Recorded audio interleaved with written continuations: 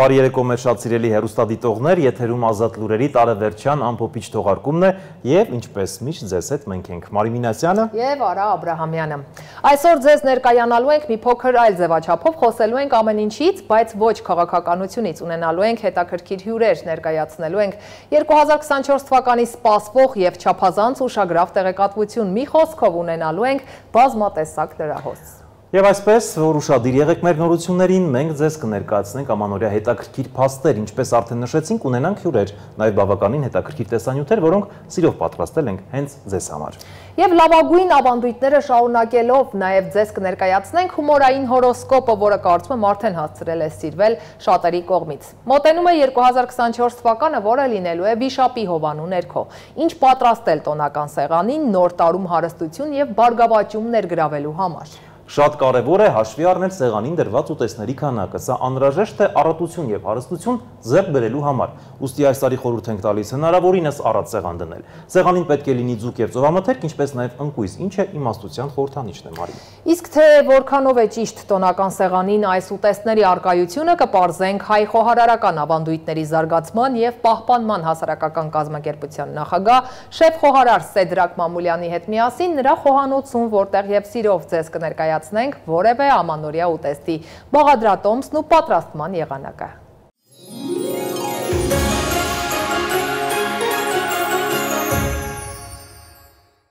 Բարի երեկո հարգելի հեռուստադիտողներ, այսօր մի փոքր անսովոր է մեզ տեսնել այս հրաշալի միջավայրում, քանի որ դուք սովոր եք մեզ տեսնել լուրերի տաղավարում, ազատ լուրերի տաղավարում, որտեղ ես Արա Աբրահամյանը եւ իմ գործընկեր Մարի Մինասյանը ամեն օր առիթ ենք ունենում ձեզ ներկայացնել լուրեր, սակայն լուրերը ցավոք ոչ հաճախ են լինում դրական ու բարի, բայց քանի որ տոն է ամանոր է եւ հաշված ժամերից 2024 թվականը թակել է բոլորիս դուռը, մենք որոշել ենք մեր լուրերը ամփոփենք ավելի ոչ քաղաքական ֆորմատով եւ այս պահին մենք հյուրընկալվել ենք, սովորաբար մենք ենք հյուրընկալում մեր տաղավարում, բայց այս անգամ մի փոքր ֆորմատից շեղվել ենք եւ հյուրընկալվել ենք մեր շատ սիրելի գործընկերոջ մոտ, պարոն Մամուլյանի միջավայր։ Բարի երեկո։ Բարև առաջին, բարև։ Ինչպես եք։ Լավ, դուք ինչպես եք։ Լավ։ Շատ ուրախ եմ, որ հյուրընկալվել եք հենց մեր ստուդիայում։ Այո, պարոն Մամուլյան, մեզ համար շատ կարևոր է, քանի որ դուք հենց այն մարդկանցից եք, որոնք շատ կարևորում են հայկական ավանդական յուրաքանչյուր իրադարձություն, ձեր դեպքում հայկական խոհանոց։ Մեր հանում եք բոլոր մեր ավանդական պապենական ուտեստները, որը կարծես մոռացվել է, բայց նոր շունչ եք տալիս եւ դրա համար մենք որոշեցինք, որ պահպանելու ենք եւ պահելու ենք մեր հայկական բոլոր մշակութային ուտելիքի հետ կապված եւ ոչ միայն առհասարակ հայկականը մենք կարևորում ենք եւ դրա համար նախապատվություն տվել ենք հենց ձեզ։ Այսօր փորձելու ենք պատրաստել հետաքրքիր մի ուտեստ։ Այո, եւ քանի որ այսպես ասած ամանորյա թողարկում է, պարոն Մամուլյանը, սիրելի հեռուստադիտողներ, օգնելու է մեզ պատրաստել մի հետաքրքիր հայկական ուտեստ, որը կարող ենք նորովի մատուցել, ինչու ոչ ամանորյա սեղանին։ Այո, հարգելի գործընկերներ, ընդհանրապես մեր տոնատիսական կերակրատեսակների համակարգը մի աներևակայելի հրաշալի մի համակարգ է սննդի։ Դրանք կերակուրներն են, որոնք դրվում են սեղանին ամանորից բոլոր տոներին, լինի դա եկեղեցական, թե ժողովրդական, ամանորից մինչև սփխեջ։ Եվ այդ կերակրատեսակները ծիսական են կոչվում, որովհետև դրանք իմաստալից կերակրատեսակներ են։ Եվ այսօր մենք պատրաստելու ենք շատ հայտնի մի կերակրատեսակ, որը կոչվում է կճախաշ։ Իսկ ինչու է կոչվում կճախաշ։ Մի փոքր անվան մասին։ Կճուճի մասին է խոսքը, կճուճի մեջ խաշված։ Կճուճի մեջ խաշված, այս կերակրատեսակի նման կերակրատեսակը կա նաև լորվա խոհանոցում, որ ծանդիլ են ասում։ Բայց ինքը հենց անվանումը կճախաշ է, որովհետև կճուճի մեջ է պատրաստվում եւ ընդեղենով է պատրաստվում, լոբի, սիսեր, ձավար, երբեմն նաև եգիպտացորեն, եւ սա ծիսական է այնքանով, որ այս կերակրատեսակը պատրաստելով ամանորին եւ մատուցելով հղում է արվում առ բարձրալը, որ տարին բերքարատ լինի։ Բերքարատ լինի եւ այս բերքատեսակները առատ լինեն։ Տեսեք, 21-րդ դարում կարծես ուտելիքների բազմազանության ֆոնին մեր հայկական ավանդական ուտեստները կարծես յետին պլանում են մղվում եւ հայտնվում են ցավոք կուլիսներում։ Հիմա մենք փորձելու ենք առաջին պլան բերել եւ նաեւ խորհուրդը ներկայացնել։ Արաջան դա դարի հետ չի կապված։ Բոլոր դարաշրջաններում լինում են պատվախնդիր մարդիկ, ովքեր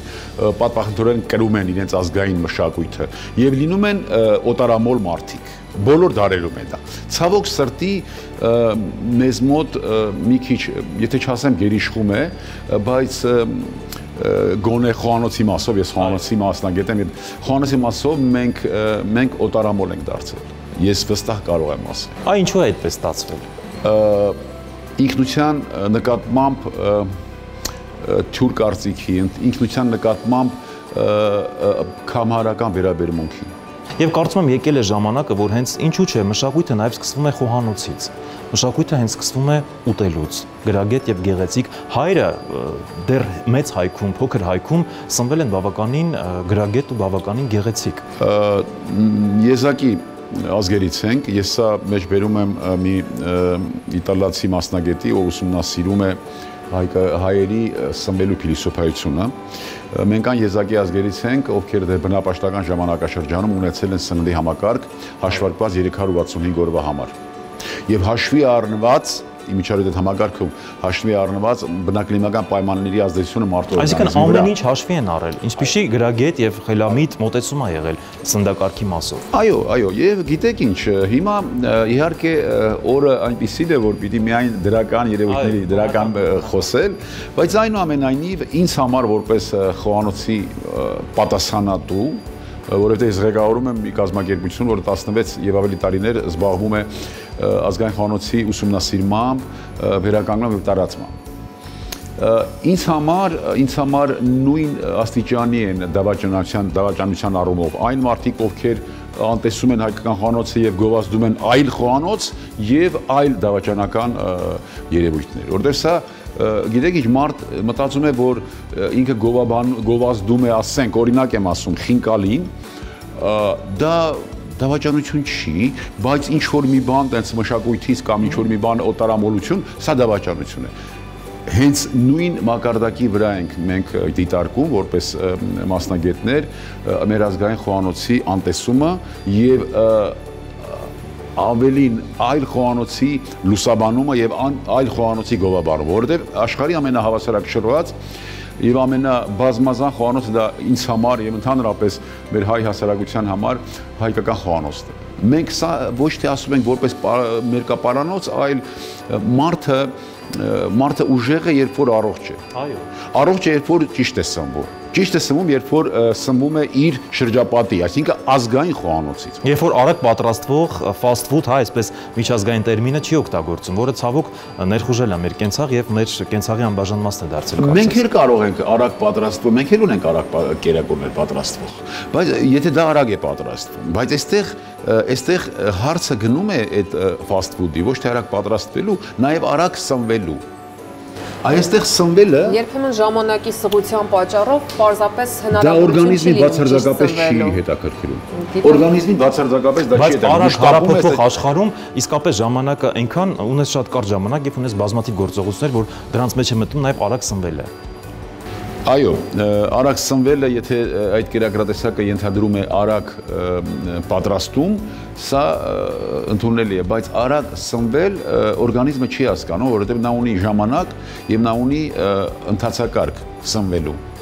ծամելու միջոցով եւ այլն, ընդհանրապես դա։ Ինչևէ, պարոն Մամուլյան, քանի որ տոն է, ես նշեցի արդեն մի քանի ժամից 2024-ը թակելու է մեր դուռը։ Եվ անցնենք մեր տոնական այսօրվա ուտեստին։ Հիմա Մարին ինքը հենց շերտերով Մարի խնդրեմ։ Այո, ես ասեմ, որ ընդեղենը նախորդ 6 ժամ ինձ կհուշի պարոն Մամուլյանին։ Այո, 6 ժամ թրջված է ընդեղենը եւ ասեմ հասարակությանը մեր։ Հա, այո, մեր հոստիտողի համար շատ կարեւոր է մեր այս լոբին եւ սիսերը եւ ընդեղենը որ թրջում ենք, դա ոչ միայն նրա համար է, որ շուտ եփվի, այսինքն նրա կորցված խոնավությունը նորից տալիս ենք, այլ նաև թրջած դեպքում, երբ որ խաշում ենք, ամբողջահատիկ է մնում, ամբողջական է մնում, չի լրջվում։ Ապրանքային տեսքն էլ է լինում գեղեցիկ։ Այո, խնդրում եմ լոբի մի շերտ ձավար։ Տեսեք, առիթը եկավ, ես այս ձավարի մասին խոսեմ։ Շատ դեպքերում խաշված եւ չորացված հացահատիկը մենք անվանում ենք օտարահունչ բլղուր անունով։ Այնինչ դա ձավարն է հենց։ Այսինքն նախնական մշակման ենթարկված կիսաֆաբրիկատ, խաշված, չորացված եւ մեկ-մեկ լավ է։ Ահա։ Մարի կարծես քեզ մոտ շատ լավ է ստացվում։ Ձավար։ Ես սիրում եմ խոհանոցը արեգական։ Այո, ձավար։ Այնպես որ հարգելի հեռուստադիտողներ, մենք միայն լուրեր չենք վարում, մենք խոհանոցում ենք աշխատում։ Մեր ազգային խոհանոցի հիմքում ընկած են հացահատիկից պատրաստված, հացահատիկավորներից պատրաստված կերակրատեսակները եւ ընդհանրապես ցորենի օգտագործում մեր խոհանոցում խնդրեմ մի շերտ սիսեր։ Ցորենի օգտագործում մեր խոհանոցում ամենուր է եւ իզուր չէ որ Վիլյամ Վասիլիչ Պախլեպկինը ով մեծ մասնագետ էր այս ուսումնասիրություններում ձավարի նախնական մշակումը համարում է մի զուտ հայկական երևույթ, այսինքն նախնական մշակված ձավարեղենը որպես այդպեսին հայկական երևույթ է։ Այսինքն հայերն են շրջանառել դա։ Այո, եւ ոչ միայն ձավարը, կարծում եմ շատ ուտեստների։ Ցորենի բնորանը հայկական բարձրաբանդակն է։ Մի քիչ հիմա սկսել են վիճաբանել, ասում են բնորաններից մեկը իբր, դե ամեն ինչ հայկական բարձրաբանդակ անվանումներ են կամաց ոչ երեսանում, այո, մի շերտել։ Փաստորեն տակի շերտն է լոբի եւ վերին շերտը։ Այո։ Իսկ հայկական ավանդական կերակրատեսակներից այսպես նշենք, հա, պարտադիր կերակրատեսակը պարոն Մամուլյան որն է եղել, որ Ամանորին թե բոլորը։ Չէ, ամանորի, քանի որ տոնը ամանոր է, եւ մենք խոսում ենք ամանորից։ Ես դրա համար ընտրեցի ճախաշը,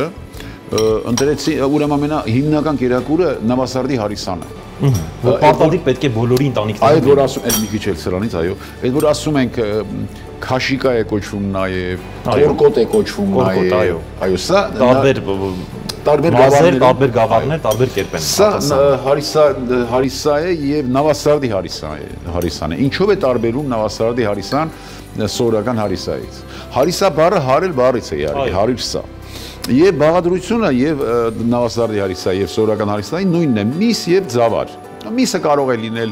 հավի, կարող է հնդկահավ, եւ այլ կարող է գար, կարող է տավար նույնիսկ։ Օրինակ կապանում տավարով էր անում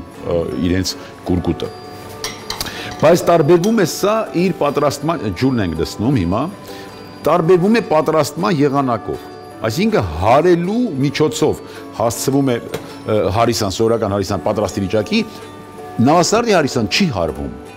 Եվ չի հարվում, որ գալիք տարին խառնակ չլինի, պատերազմներ չլինի։ Այսինքն խորհուրդ ունի, ամեն կերակուր ունի իր մեսիջը, հա, այսպես մենք մեկնաբանենք։ Այո, այս կերակուրը պատրաստում է, որ աշխարհում տիրի խաղաղություն։ Քաշիկան կամ նավասարդի հարիսան։ Այսինքն դեռ հայերը այն ժամանակ տիեզերքի հետ գուցե կապ են ունեցել կամ գուցե այլ մեթոդներ են կիրառել, կարողացել են կանխատեսումներ անել եւ նաեւ վերլուծություններ անել։ Իհարկե, հիմա դնում ենք ջեռոցը 180 աստիճան է։ Մեզանից կպահանջվի 2.5 ժամ, բայց պիտի պարբերաբար նայենք, որ ջուրը ավելացնենք։ Դա կանենք իհարկե ընթացքում։ Հիմա Մարին կդնի այստեղ, կճուճը։ Մարի մոտ կարծես ամեն ինչ լավ է ստացվում խոհանոցի հետ կապված։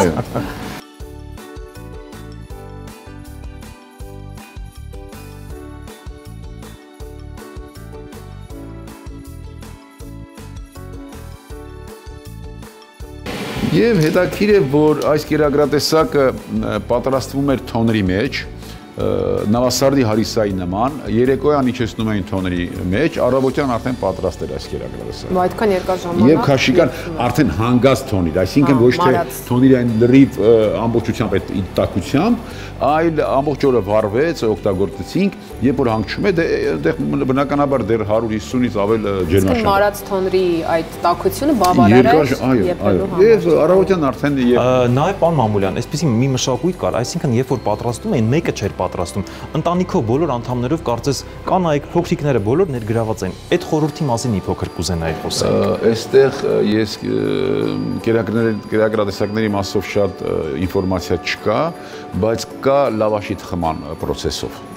Այսինքն լավաշը հատուկ մարդիկ, հատուկ կանայք պիտի խմորը արբեր տան մեծը, խմորը պիտի աներ, գնդելը վերապահված էր հաջողակ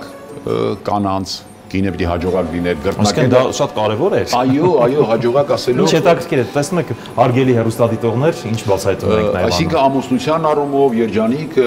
զավակների առումով։ Այսինքն էներգետիկան էր, հա, նաև դրվում այդ ամենի մեջ։ Լավաշը հայկական խոհանոցի անբաժանելի մաս է։ Որփիվերի, այսինքն ՅՈՒՆԵՍԿՕ-ն էլ է ներառել նույնիսկ պահպանվող։ Ամուսինը մահացած կինը իրավունք չուներ, անանել, որտեղ դա ինչ որ մի բան։ Ընդհանրապես հացը Եվ ցորենը մեր իրականության մեջ մեծ խորհուրդ ուներ։ Եվ պատահական չէ որ մենք ասում ենք գնանք հաց ուտելու, սնվելու կամ հաց կիսենք միասին։ Այո։ Եվ լավ մարդուն բնորոշում ենք հացոտ մարդ։ Այո։ Վատ մարդուն անաղուհաց։ Անաղուհաց։ Եվ երբ որ հարց է առաջանում, ասում ենք լավ ոնց իր հետ հաց են կիսել, ոնց գնանք հացը չպետք է ուրանաս։ Սուտ մատնության։ Այո։ Ոնց գնանք վատ արարքների բան գրենք, հոդված։ Այո։ Եվ պատահական չի սա ունի գիտական հիմք։ Ուրեմն մարդու պահանջը օրվա ընթացքում էներգետիկ առումով կազմում է 3500-ից 4000 կիլոկալորիա, եթե միջին աշխատանքով ես զբաղվում։ Այո։ Եվ այս կալորիաները հավաքվում են ածխաջրերի ճարպերից եւ սպիտակուցներից։ Ահա։ Այն ինչ համամասնությամբ է հարկավոր այս 4000-ը հավաքել։ Ուրեմն շատ լուրջ գիտահետազոտական ինստիտուտների ուսումնասիրությունները ցույց են տվել, որ դրա մեջ պիտի ուրեմն 20-ից 25% լինի սպիտակուց, 9-ից 25% ճարպ, ճարպի 9-ից 25 սա կապված է օրգանիզմի տարիքից, կոմպլեկտացիայից, կառուցվածքից, եւ 50-60% ածխաջուր։ Երբ որ մենք ուսումնասիրում ենք ամբողջահատիկ ցորենից պատրաստված հացը, ամբողջահատիկ, այսինքն կեղևը վրան։ Ցորենի կառուցվածքը թաղանթ, կեղև, օսլա եւ սպիտակուց մեծ հաշվով։ Եթե թաղանթը տեղում է, ուրեմն հացը ունի 20-ից 25% սպիտակուց, 9-ից 25% ճարպ եւ 50-60% ածխաջուր։ Այսինքն իդեալական սնունդն է էներգետիկ առումով։ Եվ հենց սա է պատճառը, որ հացը սրբացված է եւ հացը մարդու համար ամենաճիշտ սնունդն է։ Նորից կրկնեմ, ամբողջահատիկ կեղևը եթե վրան է, այս սպիտակ հացը թույն է ուղղակի։ Ես էդ եմ ուզում հասկանալ, որովհետեւ շատերը այսօր խուսափում են հաց օգտագործելու։ Սպիտակը թույն է, իսկ ամբողջահատիկ երբ որ կեղևը մեջն է եւ թթխմորով է պատրաստված, ամբողջությամբ կարող է ապահովել մարդու օրգանիզմի պահանջները։ Ես սա է պատճառը, շատ լավ, պարոն Մամուլյան, իսկ դուք կպատմեք մի փոքրիկ ձեր մասին տեղեկատվություն, քանի որ մեր հեռուստադիտողները շատ հետաքրքրասեր են եւ նրանց հետաքրքիր է ամեն ինչ։ Այ ինչպես ստացվեց, որ որոշեցիք հենց դուք զբաղվել հայկական ավանդական խոհանոցի վերհանմամբ։ Երբ հղած այդ միտքը ձեզ մոտ եւ ինչու որոշեցիք անել։ Տեսեք, ես 96 թվականին ընդունվել եմ ամերիկյան համալսարան որպես կաֆետերիա ավագ խոհարար։ Այնտեղ աշխատում էր նաև Ռուզաննա Նահապետյանը, նա ղեկավարում էր խմորեղենի բաժինը, ես խոհանոցը։ Եվ մենք միշտ նստում, խոսում, զրուցում էինք մեր խոհանոցի ապագայի մասին եւ մեծ ցավ էի ապրում ես, երբ որ գովաբանում էր, գովազդվում էր այլ կերակրատեսակներ, այլ ազգի կերակրատեսակներ։ Այստեղ բացարձակապես կապ չունի թուրքական, անգոլական, ռուսական, թե վրացական, կապ չունի։ Ինձ համար ընդհանրապես ինձ համար բոլոր ոչ հայերը օտար են։ Բոլոր։ Հետաքրքիր արտահայտություն էր։ Բոլոր ոչ հայերը ինձ համար օտար են։ Ես չեմ ասում թշնամի կամ բան, մենք օտար են։ Բայց ունենք հայեր, որոնք ոչ հայեր են նաև։ Այո, հիմա այս գովազդները, այս առաջ տանելը, այս ամեն ինչը մեծ ցավ էր պատճառում եւ ցավ էր ինչու 96, որովհետեւ ես սկզբում դեռ չէի ուսումնասիրել շատ, խորացած չէի ազգային խոհանոցի մեջ։ Բայց ամերիկյան համալսարանի աշխատանքը ինձ թույլ տվեց, այնտեղ շատ լավ միջավայր էր, ընձեռեց հնարավորություն, որ ես ուսումնասիրեմ խոհանոցը։ Ուսումնասիրելով եւ հասկանալով, տեսնելով այդ մեր խոհանոցի գոհարները, մեր խոհանոցի բացառիկ օգտակարությունը, բացառիկ բազմազանությունը, մեծ ցավ ապրեցինք մենք, որ ինչու չի լուսաբանվում, այո։ Եվ հենց այդ թվականներին հանձնարարակ այս մեծ եւ ծանր պատասխանատու 2007 թվականին հենց ամերիկյան համալսարանում ստեղծվեց մեր կազմակերպությունը, հայ խոհարարական ավանդույթների զարգացման եւ պահպանման հասարակական կազմակերպությունը։ Եվ այդ ժամանակվանից մենք արդեն սկսել ենք գործառույթներ իրականացնել, որը պիտի նպաստեր ազգային խոհանոցի նկատմամբ վերաբերմունքի փոփոխմանը նախ եւ առաջ։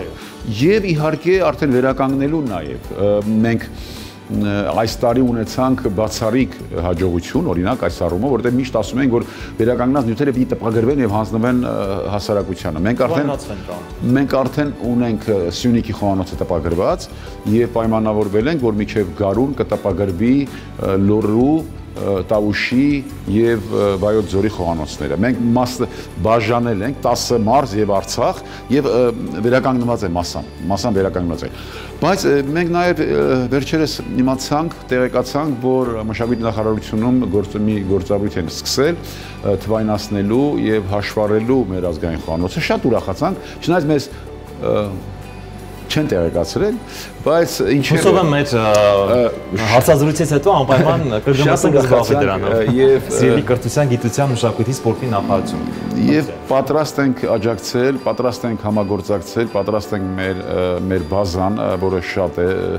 հարուստ է,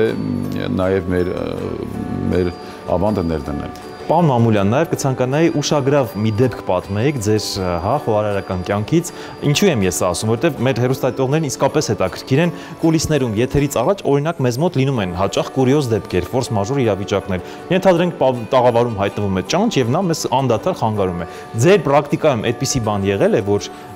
ինչ որ ներկանալի միջոցառում է, ներկայացուցչական իրավիճակ է եւ ինչ որ մի բան խանգարում է ձեզ, որը իհարկե հումորային տեսքով այդ հարցին լուծում է տրվում։ Ես մի դեպք կպատմեմ ոչ թե հումորային, ոչ թե ճանճի հետ կապված, այս շատ լուրջ դեպք եւ կապված է սա Հարիսայի հետ։ Ուրեմն լուսահոգի Խորեն Աբրամյանը շատ էր սիրում Հարիսա, շատ։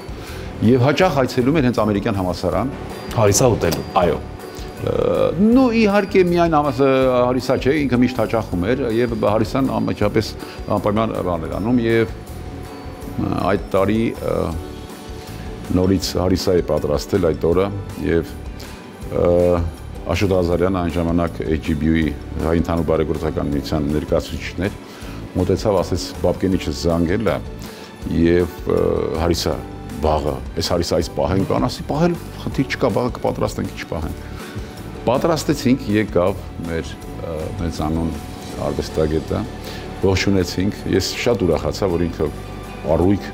մենք շատ էինք հանդիպում իրար, ոնց է, ինչ է, եւ այլն, ասի շատ լավ, ուրախ եմ, որ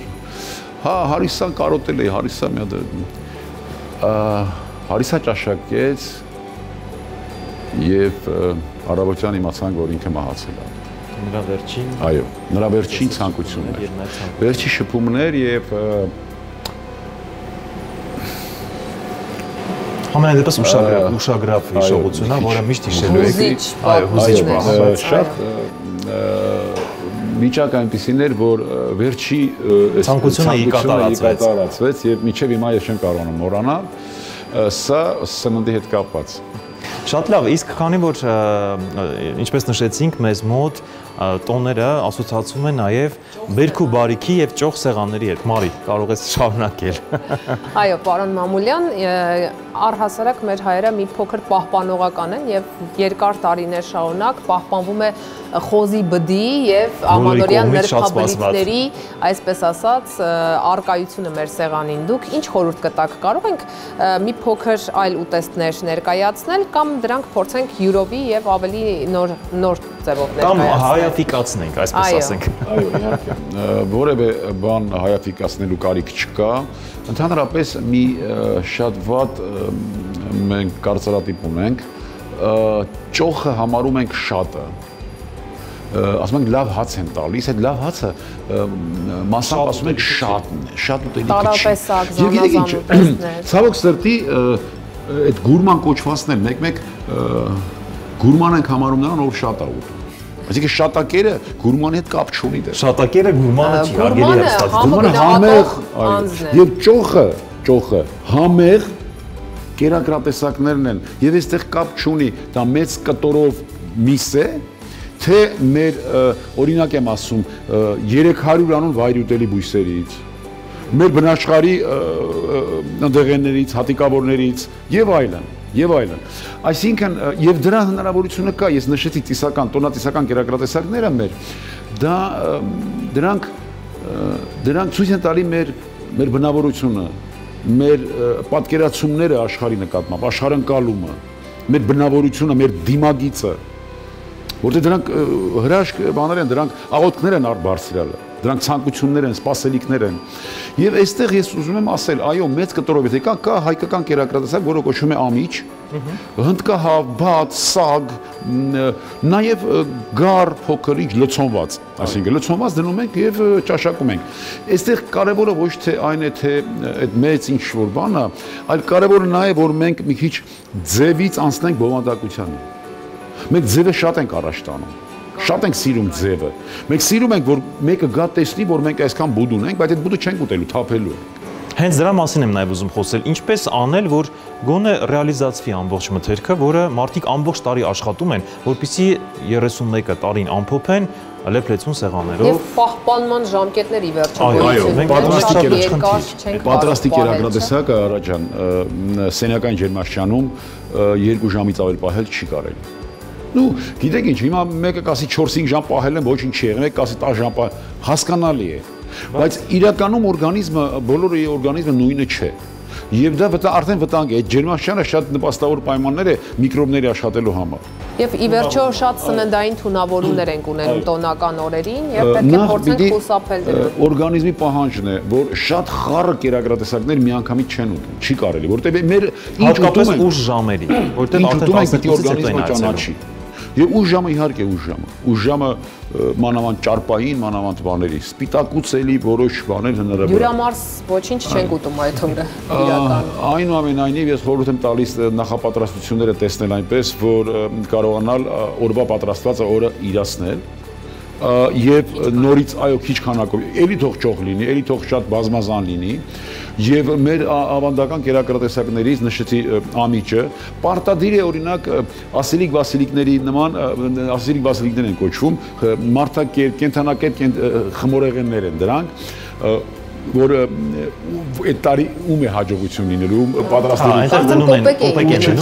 սա տարեհացն օրիզեն սա տարեհացն է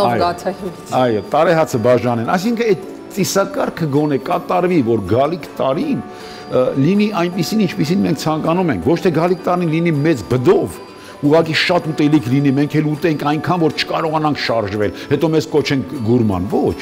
որ լինի առողջության տարի, լինի հաջողության տարի, ձեռքբերումների տարի, խաղաղության տարի, ղափաման խաղաղության համար է պատրաստվում, դրեք ղափաման պատրաստեք, հյուրասիրեք, կլոր գաթան արևի խորհրդանիշն է, կլոր գաթա հյուրասիրեք մածունով։ Ես միտեղ կարդացել էի, որ զուտ խոզի բդի մասով ասեմ, հա, որ այդ օրը մատուցելուց հետո հաջորդ օրերին, եթե փորձելու եք մատուցել կրկին ամանորյա խոզի բուդը, պետք է արդեն տապակած եղանակով մատուցել։ Դե ջերմամշակման ենթարկել, որ մի քիչ արդեն նվազեցնում է վտանգը, բայց այնուամենայնիվ կերակրատեսակը պիտի պատրաստվի այնքան, որ միանգամից իրացվի։ Վերջանը, այսինքն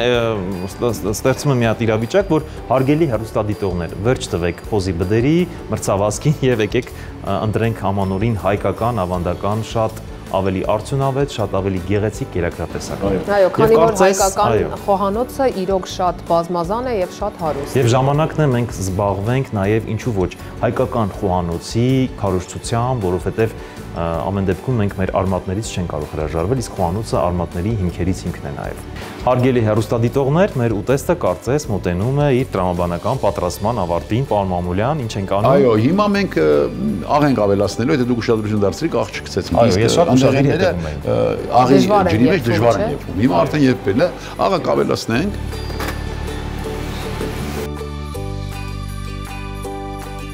Այս մատի շարժումով այս սանրից իմ ամբողջ էներգետիկան դրական փոխանցեցի կերակրատեսակին։ Հարգելի հեռուստադիտողներ, ֆիքսեք, որ երբ ուզում եք ուտեստը շատ համեղ լինի, շատ դրական էներգետիկայով եք մատի հպումներով աղացանում, մնացած բոլոր համեմունքները նույնպես։ Սա շատ կարևոր պահ է։ Եվ հանում ենք արդեն։ Մոտենում ենք արդեն մեր ուտեստի վերջնական տեսքին։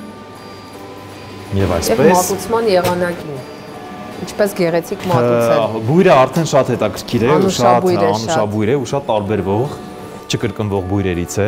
Պատրաստելուց բացի շատ կարևոր է, որպեսզի գեղեցիկ մատուցենք։ Մատուցման ճիշտ եղանակը։ Մատուցման գեղեցիկ ոճն էլ է շատ կարևոր, մշակութային փորձելու ենք, ընդհանրապես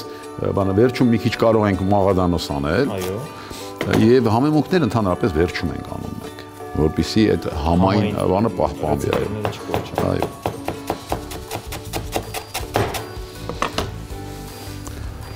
Հայկական խոհանոցում կանաչեղենը բոլոր ուտեստներում գրեթե առկա է։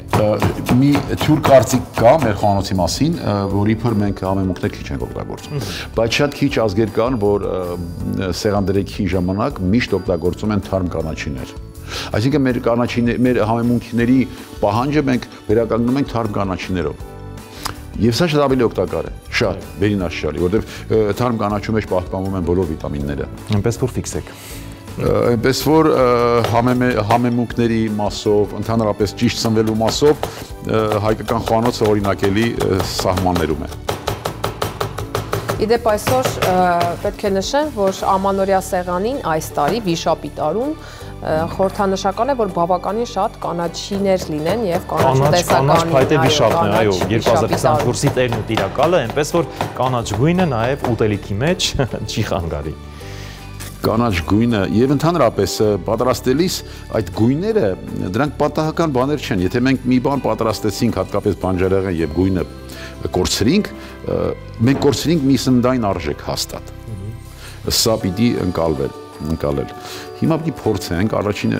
երևի Մարիին կտանք, հա։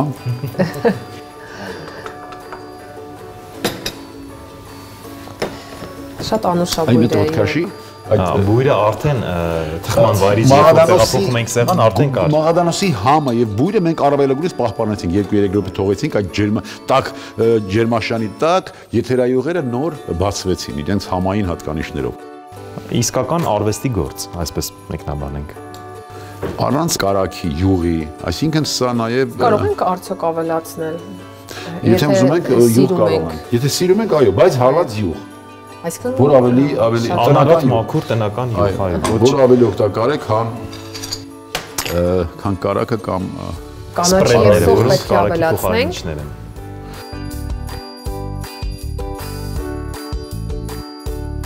Ամենագեղեցիկ պահն է արդեն մոտենում էր ուտեստի։ Անչափ շնորհակալ եմ, շատ շնորհակալություն, բույրը արդեն ամեն ինչ ասում է, շատ գեղեցիկ է։ Այնպես որ հարգելի հեռուստադիտողներ, մենք լուրերի մեկնաբաններս նաև այսպիսի բաների ենք ականատես լինում, ինչու՞ չէ նաև հետագայում կիրառում։ Եվ եզակի հնարավորություն ունենք այսպիսի ուտեստ փորձելու, որովհետև այսպիսի դրական լավ էներգետիկա տարածքում փորձենք։ Իսկապես շատ համեղ է։ Իրոք։ Այնպես որ խորհուրդ ենք տալիս ամանորին ձերբազատվել բոլոր աղացած մսային ուտեստներից, բոլոր ծանր մսերից եւ մեր հայկական ավանդական շատ համեղ ընդեղենով կերակրատեսակներին եկեք զարկ տանք։ Եվ այսպես մոտենում ենք մեր արդեն հաղորդման վերջնամասին, պարոն Մամուլյան, 2024-ի ձեր մաղթանքը կցանկանայի դուք հղեիք, ես հիմա կփոխանցեմ մեր գավաթները եւ 2024-ին ինչ եք մաղթում հայ ժողովրդին, աշխարհին եւ բոլորիս։ Խնդրեմ։ Նախ մեր ավանդական արտահայտությունը, որը կարծում եմ նո լավ չասեմ, մեր մեջ որ հաստատ հիմնավորված է, աշխարհին թող խաղաղություն լինի։ Ես ուզում եմ խմել մեր հայրենակիցների, լինի դա Հայաստանում, Սփյուռքում, մեր Արցախայության բարօրության կենաց։ Եվ ոչ թե մենք հետայսու խմենք սրա նրա համար, ինչպես փոխառում ենք այլ ազգերին, մենք խմում ենք կենաց։ Ես ցանկանում եմ, որ գալիք տարվա մեջ մեր բոլոր հանդիպումները լինեն այնպիսին, որի ժամանակ մենք կարողանանք մեկ-մեկու շնորհավորել, մեկ-մեկու աչքալուսանք տալ եւ մեկ-մեկու հաջողությունով ուրախանալ։ Իմ կարծիքով մարդու որակական հատկանիշների մեջ ամենադրականը իմ պատկերացմամբ դա այն է, երբ որ մարդ կարող է ուրախանալ իր մերձավորի հաջողություններով։ Ես կարծում եմ սա է մեզ պակասում։ Ուզում եմ, որ մեր բանակը, մեր պետականությունը, ընդհանրապես մեր հայրենիքը գնալով էլ ավելի ամուր ոտքերի վրա կանգնի եւ գնալով էլ ավելի ամրանա։ Ուզում եմ, որ մենք ուժեղանանք, իսկ ուժեղանալու համար հարկավոր է լինել առողջ։ Առողջ լինելու համար հարկավոր է ճիշտ սնվել։ Իսկ ճիշտ սնվելը դա միայն ու միայն ազգային խոհանոցի միջոցով կարող ենք։ Ոչ լինեք հարգելի հայրենակիցներ։ Շնորհավոր ամանոր եւ սուրբ ծնունդ։ Միանում ենք բոլոր բարեմաղթանքներին եւ նույնը մաղթում ենք Free-News-ի ողջ անձնակազմը մաղթում է ձեզ, ձեր գործերին հաջողություն, ձեր բռնած գործին, ձեր ընտանիքին եւ բոլորին։ Շնորհավոր ամանոր եւ սուրբ ծնունդ։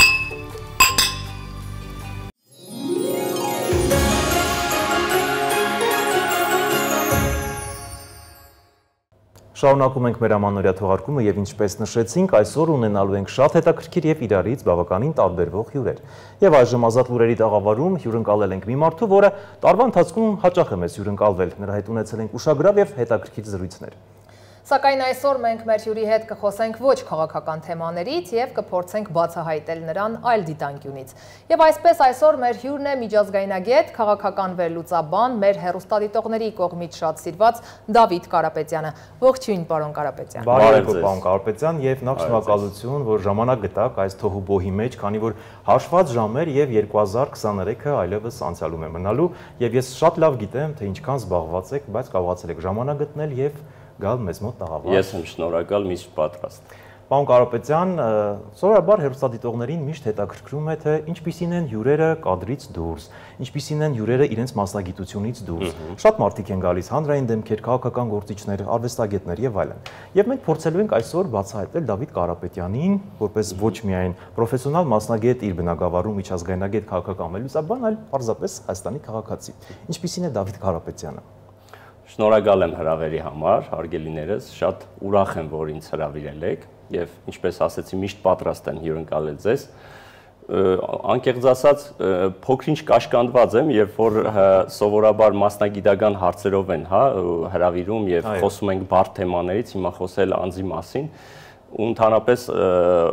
ասում են, չէ, անձի մասին խոսում են, այլ ոչ թե մարդն ինքն իր մասին է խոսում, բայց փորձեմ Մեր հեռուստադիտողներին շատ հետաքրքիր է։ Ես Դավիթն եմ Կարապետյան, ծնվել եմ Գյումրիում, բնիկ գյումրեցի եմ, մանկավարժների եւ բժիշկների ընտանիքից եմ։ Հայտնի է գերդաստանս նրանով, որ առաջին անգամ Լոնդոնից մարդատար կարգը բերվել է Գյումրի, դա իմ պապի հայրն է բերել, Բաբենց տոմից։ Եվ պատմագրության մեջ Խաչիկ Դաշտենցը լեռնային ծաղիկներ կա, այդ աշխատության մեջ հենց խոսում է այդ մասին եւ մի կողմից էլ ես այսպես ասած ողջևորվում եմ, որ գոնե հայտնի գերդաստանի ներկայացուցիչ եմ։ Սովորել եմ Գյումրիում, ֆրանսիական 10-րդ դպրոցում, Երևանում եմ եկել սովորել բարձրագույն կրթությունս, միջազգայնագետ եմ մասնագիտությամբ։ Այդ մասին բոլորս գիտենք։ Այդ մասին գիտեք։ Դավիթ Կարապետյանը կենսուրախ անձնավորություն է իրականում։ Գյումրեցիներին բնորոշ։ Այո, ասում եմ, որ հումորի զգացումը տեղն է։ Մարդամոտ եմ, սիրում եմ շփվել, նոր ծանոթություններ ձեռք բերել։ Ես սիրում եմ, երբ որ կարող եմ ինչ-որ մեկին օգտակար լինել։ Խորհուրդներով կլինի ինչ-որ կարծիքներ արտահայտելով եւ այլն։ Քանի որ մանկավարժ եմ եղել երկար տարիներ, հիմնականում երեխաների հետ ունեմ շփման իմ տարբերակը, այո, իմ տարբերակը եւ ժամանակին, երբ որ մանկավարժ որպես հայրենագիտական մի շարք ճամփորդություններ էի կազմակերպում, այսպես իմ նպատակներից մեկն էր եղել նախ ինքս ճանաչել մեր երկիրը, ամեն մի սանտիմետրը եւ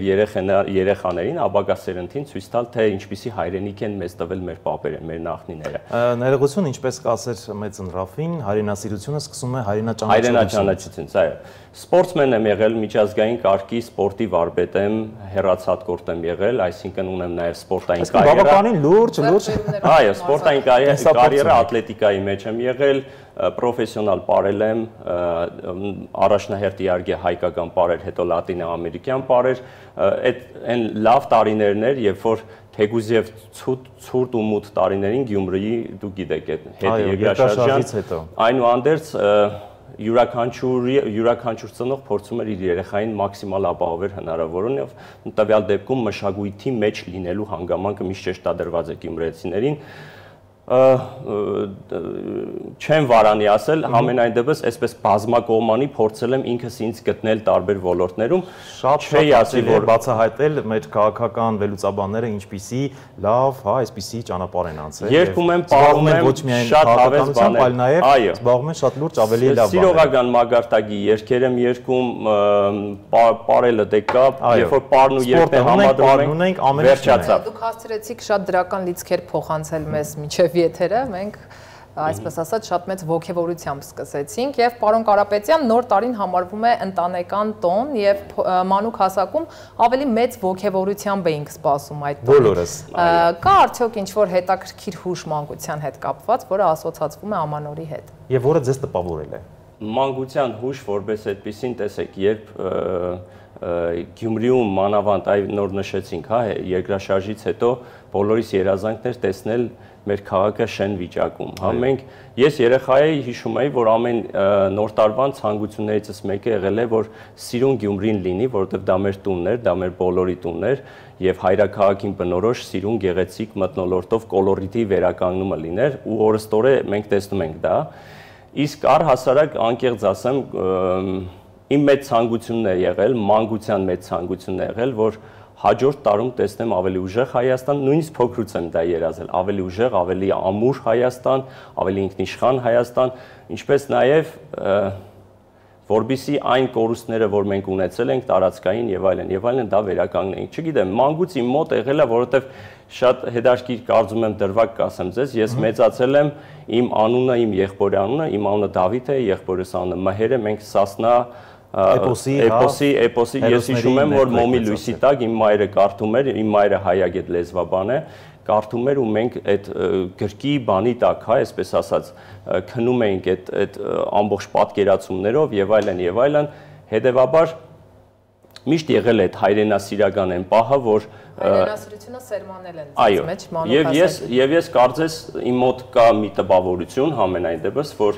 ես ունեմ ինչ-որ առաքելություն։ Գուցե եւ անունի հետ կապված, գուցե այդ սերը դեպի հայրենիքի հանդեպ, պետության հանդեպ, հետեւաբար իմ ցանկություններից ամենամեծ ցանկությունը իրոք եղել է իսկական հայկական պետություն տեսնելը։ Շատ լավ, պարոն Կարապետյան, ինչպիսին էր 2023-ը ձեր համար։ Ես կցանկանայի, որպեսզի դուք մի փոքր մանրամասնեք։ Իհարկե, այսօր խոսելու ենք ամեն ինչից, բացի քաղաքականությունից, փորձելու ենք ավելի թեթև, ավելի հետաքրքիր ձևերով 2024 թևակողենք եւ կցանկանայի նշեիք, որոնք էին ձեր համար ձեռքբերումներ, որոնք էին կորուստներ, որտեղ բացթողումներ ունեցաք, որտեղ առաջընթացներ ունեցաք եւ այսպես մի փոքր 2023-ը ամփոփենք Դավիթ Կարապետյանի համար ինչպիսին էր։ Անձնական դաշտում ասում են ամեն տղամարդ պետք է տուն սարքի, ծառ տնկի եւ երեխա ունենա։ Ես դերևս 2012-13 թվականից իմ պատկերացրած սեփական տունն եմ կառուցում իմ ձեռքերով, իմ նախագծածով եւ կարծես այս տարի ես տեսա այդ պատկերը ավարտական, շինարարական ավարտական գործերից հետո, երբ որ թղթաբանությունն է կազմում, ես նախագծել եմ, ես կառուցապատման աշխատանք, ընդհուպ միջև այն որ ասում է շինարարական աշխատանքներին մասնակցել եմ անմիջական, դա է եղել երկրորդը ես հասցրեցի թեկուզ եղանակը արդեն ինչ չէր ներում, բայց մոտ 2 շաբաթ առաջ ես ծառը տնկեցի այդ հողատարածքում, հիմա սպասում եմ, որ ես 2 դուստր ունեմ, ակնկալում եմ, որ պետք է տղա, կարծում եմ առաջի 2 պայմանը կատարել եմ, հիմա պետք է։ Քանի որ դուք հաջողել եք բոլոր ոլորտներում, համոզված եմ, որ տղա էլ կունենաք շատ շուտով։ Շնորհակալ եմ, Աստված։ Այսինքն 23-ը ձեզ համար ձեռքբերումների տարի է։ Ձեռքբերումների տեսանկյունից, այո, բայց թերացումներից կամ կորուստներից մի փոքր, հա, խոսենք։ Անձնական կորուստ եմ դիտարկում, չքաղաքականացնենք, բայց շատ համառոտ Արցախի կորուստն եմ տեսնում, քաղաքական կորուստ, մարդկային կորուստները, որ ունեցել ենք։ Ես չեմ կարող տարանջատել, որովհետև դա անմիջապես ես իմ կաշվի վրա զգում եմ այդ ամեն ինչը։ Ես չեմ կարող իմ առօրյայի 80-ից 90%-ը քաղաքականության մեջ է եւ չեմ կարող, ես այսինքն ապրում եմ, եթե ինչպես հայտնի խոսքն է ասում, եթե դու չես զբաղվում քաղաքականությամբ, նա է զբաղվում, նա մտել է իմ տուն, իմ օջախ, իմ կենցաղ, ես չեմ կարող ձերբազատել ինձ, ուստի ես կարծում եմ, որ ցանկացած հող միլիմետրի զիջումը մարդկային կորուստը իմ համար անձնական ողբերգություն է, դա է երևի թե, որովհետև անկման տարի էր, եւ այս տարի եւ նախորդ տարի անկման, իսկ հաջորդ տարին ծանր տարի է լինելու, ինչքան էլ որ փորձենք օպտիմիստորեն մոտենանք, պարոն Աբրամյան, բավականին դժվար տարի է սպասում մեզ ու մենք շատ անելիք ունենք, շատ անելիք ունենք։ Լավ, եկեք մի քիչ շեղվենք եւ այսպես ասած, որն է եղել ամենասպասված եւ հիշարժան նվերը, որ ստացել եք Ամանորին, կհիշեք։ Ամանորին, որ նվերը ստացել եմ, ես ստացել եմ Կոստանդնուպոլսից իմ շատ լավ բարեկամից հատուկ գիրք, որը որ ինձ համար շատ թանկ նվեր եմ համարում, որովհետև հատուկ քանակով էր տպագրված եւ հատուկ նվեր էր ինձ համար։ Կարծում եմ ամենամեծ նվերը դա էր այս տարվա, որ հիմիկվանից ստացել եմ նոր տարվա համար, իսկ դուք պատրաստել եք արդյոք նվերներ։ Իհարկե, իհարկե։ Բնականաբար մենք հակագծեր չենք բացի, ոչ կպանենք, բայց վստահ եմ, որ ուշագրավ նվերներ են լինելու։ Իսկ պարոն Կարապետյան, մոտենում է, հա, մոտենում է 23-ը իր շատ ծրընթաց գնում ենք դեպի 24։ Դուք նշեցիք քիչ առաջ, որ 24-ը այո լինելու է ծանր, բայց ամեն դեպքում մեր սխալները, որ արել ենք, ի վիճակի ենք շտկելու եւ առաջ անցնելու, թե դրանք սխալներ են, որ երկարաժամկետ հեռանկարում պետք է ուղղենք եւ այլն։ Այս մասով ձեր կանխատեսումը։ Ես որքան էլ որ ռեալիստ լինեմ, ես լավատես եմ նաեւ եւ դա ինձ թույլ է տալիս բավականին բարձր տրամադրությամբ ասել, որ ձեր հարցին հստակ պատասխանել, այո, հնարավոր է եւ չկա որևէ փոս, որտեղից դուրս գալու հնարավորություն չլինի։ Ուղղակի աշխատանք է պետք տարվել։ Պետք է գրագետ կոմպետենտ աշխատանք տարվի։ Պետք է բանիմաց մարդկանցով, պետականամետ, ազգայնամետ մարդկանցով, որոնք սիրում են իրենց պետությունն ու պետականությունը, հասկանում են, թե դա ինչ է իրենց ներկայացնում, համալրված աշխատանք տարեն։ Կոնսենսուսի գան, որոշակի ապաթիան վերացնեն, որը որ արկա է, պետք է հասկանան, որ պետք է ընկղմվեն պետականամետ աշխատանքի մեջ։ Դա մեր բոլորի առաքելությունն է։ Բայց ամեն դեպքում դուք ճիշտ եք ասում, բայց աշխարհակարգը տեսնում եք ինչ քաոտիկ վիճակում է, հա։ Գերտերություններն են բախվում միմյանց, մենք ինչպես մեզ պետք է դրսևորենք։ Մենք ունենք նվազագույն կորուստներով կարողանանք Պարոն Աբրահամյան, դուրս գալ այս վիճակից։ Մեր խնդիրը մեր ազգային դիմագիծը պահպանել է, մեր ինքնության վերականգնումն է, որը որ մենք կարծես կորցրել ենք։ Ես ձեզ վստահեցնում եմ, հայ ազգը իր բազմադարյա պատմության ընթացքում նման անկումներ շատ է ունեցել, բայց ոտքի է կանգնել։ Անհնար է, որ մենք ոտքի չկանգնենք։ Մանավանդ մեր ազգային բնութագրի մեջ կա մի դրվագ, երբ որ այն որ իհարկե շատ վատ դրվագ եմ ասում, դանակը պետք է ոսկորին հասնի, որ միավորված Հայաստան ու հայ ժողովուրդ տեսնենք։ Իսկ երբ որ հայը միավորվում է, նրա դեմ որևէ խնդիր չի կարող, որ հանգարց չհաղթահարվի։ Ես ավելի քան վստահ եմ։ Ես յուրաքանչյուր հայաստանցի ու հայ քաղաքացու վստահեցնում եմ, մենք այն ազգն ենք, մենք այն պետությունն ու պետականությունը ստեղծող մարդիկ ենք եղել, որոնք որ ավելի վատ արհավիրքների մեջով անցել ենք, բայց ունեցել ենք ու պահպանել ենք պետություն, պետականություն, եւ ես կարծում եմ, որ յուրաքանչյուրիս պարտքն է ավելի շատ սիրել մեր երկիրը, ավելի շատ ցավալ մեր երկրի համար եւ մասնակցությունը ունենալ։ Ես վստահ եմ, որ յուրաքանչյուրի մասնակցության պարագայում մենք միայն դրական լուրեր ենք տվել։ Ես ավելի շատ ակնկալում եմ ձեզանից, որպես պրոֆեսիոնալ լրագրողներ, որ հաջորդ տարում ձեր շուրթերից կհնչեն միայն լավ լուրեր, միայն լավ ինֆորմացիաներ, որ դուք հաղթական ու հաղթանակած լուրեր, ֆիքսված հաղթանակների մասին լուրեր, ձեռքբերումների մասին, դրականի մասին, որովհետև չի կարող այնտեղ լինի անգում եւ չլինի վերելք, վերածնունդ։ Ես խնդրում եմ ձեզ նաեւ իհարկե Աստծո կամոք թող դա տեղի ունենա, բայց դուք միշտ խոսեք վերելքների, հաջողությունների ու ձեռքբերումների մասին։ Թող հաջորդ տարին լինի այդպիսի տարի բոլորիս համար։ Շատ լավ, Մարին կարծես ինչ որ բաներ եմ ուզում հարցնել։ Ես քանի որ պարոն Կարապետյանը նշեց, որ ունի ընտանիք, ունի կին եւ ունի երկու դուստր, այս պահին ունեք բացառիկ հնարավորություն եւս մեկ անգամ ձեր կնոջը սիրո խոստովանություն անելու։ Ինչ կասեք։ Ես առիթից օգտվելով, այո, շատ շնորհակալ եմ։ Ես իմ տիկնոջը կասեմ, որ նրան շատ եմ սիրում, Արմինե ջան, ես քեզ շատ սիրում եմ։ Ես ուրախ եմ, որ հենց դու ես իմ կողակիցը ու հենց որ քեզանից ունեմ իմ չկնաղ երկու դուստրերը։ Ես ուրախ եմ եւ երջանիկ եմ, ես հարուստ եմ ձեզանով, ես հարուստ եմ իմ ընտանիքով։ Շատ շնորհակալ եմ, որ նաև ընձեռեցիք հնարավորություն այսպես էֆիրով, հա։ Որովհետև շատ կարևոր է միմյանց ասել շատ դրական եւ լավ խոսքեր, սիրո խոստովանություններ օրեր են եւ ծանր օրեր ենք ապրել, այո, բոլորս։ Իհարկե, պետք է թողնել անցյալում եւ առաջ շարժվել։ Եվ վերջին պակասը կա իրոք։ Իհարկե, եւ վերջին ձեր մաղթանքը հայ ժողովրդին բոլորին, ձեր մերձավորներին, ընկերներին, գործընկերներին բոլորին, խնդրեմ։ Բոլորը ինձ համար որպես մեկ հարթության մեջ եմ ես դիտարկում, հա, առանձին չասեմ, բարեկամներին ինչ եմ ցանկանում։ Ես ցանկանում եմ իմ ժողովրդին խոհեմություն։ Ես ցանկանում եմ, որպեսզի յուրաքանչյուրը, ինչպես եւ արդեն ասեցի, գիտակցի իր հայ լինելը, հայ կոչված լինելը։ Ավելի շատ սիրի իր երկիրը, ավելի շատ սիրի իր ընտանիքը, իր օջախը, իր պետությունը եւ ամեն ինչը ներդաշնակ համարի իր նույն հարթության մեջ։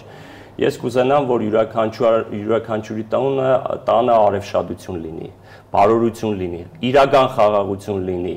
ձեռքբերումների տարի լինի բոլորի համար։ Բոլորը կարողանան համենայն դեպս ինչ պլանավորել են գոնե այսպես, եթե ոչ 100%, ապա 80% ապահով տեսնեն, որ իրենց երազանքները ի կատար են ազդվել։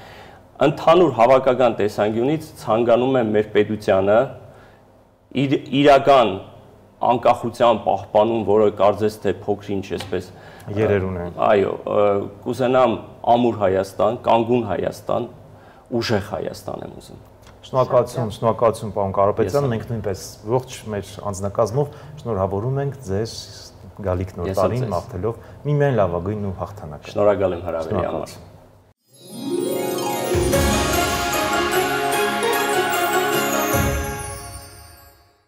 Շարունակում ենք մեր տոնական եթերը եւ անցում ենք կատարում նորաձևությանը, ինչպես նաեւ ձեզ կներկայացնենք այն գույները, որոնք բացարձակ խորհուրդ չի տրվում կրել հատկապես ամանորյա գիշերը։ Նորաձևությունը կարևորող հարգելի հեռուստադիտողներ, հարմարավետ տեղավորվեք հեռուստացույցի առջև եւ եկեք միասին հասկանանք, թե ինչ է կարելի հագնել ամանորյա գիշերը։ Նոր 2024 թվականը կանցկացվի կանաչ փայտե վիշապի նշանի ներքո։ Դա տեղի է ունենում միայն 60 տարի մեկ անգամ։ Ինչ է պետք անել, որպեսզի տարվա տերը ձեզ նկատի։ Սկզբից նրան հանդիպելիս ճիշտ հագնվեք։ Կան գույներ, որոնք դուր կգան վիշապին, բայց կան նաև այնպիսիք, որոնք նրա մոտ միայն տհաճություն եւ զայրույթ կառաջացնեն։ Եվ այսպես կանաչ տարվա գույնը առաջին եւ ակնհայտ ընտրությունն է։ Այնուամենայնիվ հիշեք, որ վիշապը նախընտրում է բնական գույներ, օրինակ կանաչ տերևներ, մամուր կամ զմրուխտ։ Ավելի լավ է խուսափել անբնական նեոնային երանգներից, տարվա խորհրդանիշը դրանք չի սիրում։ Կանաչ հանդերձանքը կատարյալ ընտրություն է ամանորի համար։ Մանուշակագույն վիշապը սիրում է շքեղություն եւ ուժ, իսկ մանուշակագույնը արևելյան դիցաբանության մեջ առաջնորդության եւ հարստության խորհրդանիշ է։ Եթե ցանկանում եք հաջողություն գրավել, հագեք մանուշակագույն զգեստ 2024 թվականի ամանորի գիշերը, բայց մի ընտրեք շատ մուգ երանգներ, դրանք չափազանց ձանձրալի են եւ վիշապին դրանք դուր չեն գա։ Կարմիրը եւս մեկ հաղթող տարբերակ է, նախ վիշապը սիրում է այն եւ երկրորդ Չինաստանում կարմիրը ասոցացվում է ուրախության, երջանկության եւ հաջողության հետ։ Լավագույն տարբերակը այն է, որ ընտրեք դասական կարմիրը։ Դեղին, Չինաստանում այս գույնը ասոցացվում է բարձր դիրքի եւ հզորության հետ։ Երկար ժամանակ այն կարող էին կրել միայն կայսերական ընտանիքի անդամները։ Վիշապը հավանություն է տալիս նաեւ դեղին գույնին։ Եվ այսպես մետաղական վիշապը սիրում է շողշողացող հանդերձանք, ուստի ազատ կարող եք կրել ոսկե, արծաթե կամ բրոնզե աքսեսուարներ կամ մետաղական հագուստ։ Այնուամենայնիվ հիշեք մեկ կարևոր բայց, տարվա խորհրդանիշը կարող է զայրանալ, եթե փորձեք նրան չափից դուրս նմանվել։ Սիրելի հեռուստադիտողներ, հատուկ ձեզ համար օգտակար խորհուրդներ ունի դիզայներ Ալիսա Հարությունյանը, որի նորաձևության տանն էլ զրուցել ենք գալիք 2024 թվականի նորաձևության վերջին տենդենսների մասին։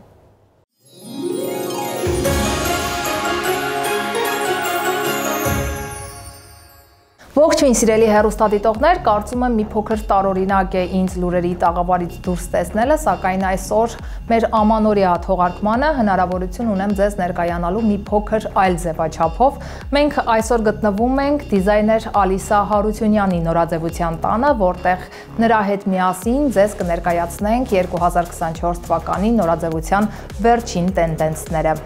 Ողջույն Ալիսա։ Ողջույն Մարի ջան։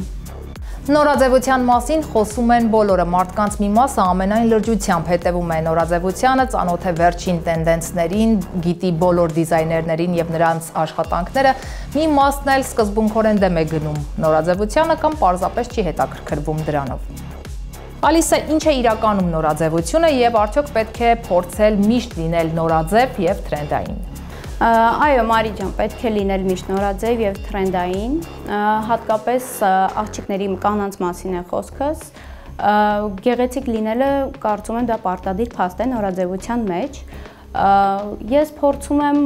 ամեն ինչ անել, որ շատ գեղեցիկ կարողանամ ներկայացնեմ, որպեսզի իմ հաճախորդները շնորհակալ եւ գոհ լինեն, հա, ինձանից այսպես ասած։ Դեռ ինչ որ խնդիրներ չի եղել եւ ամեն ինչ շատ լավ է։ Դուք արդեն ունեք,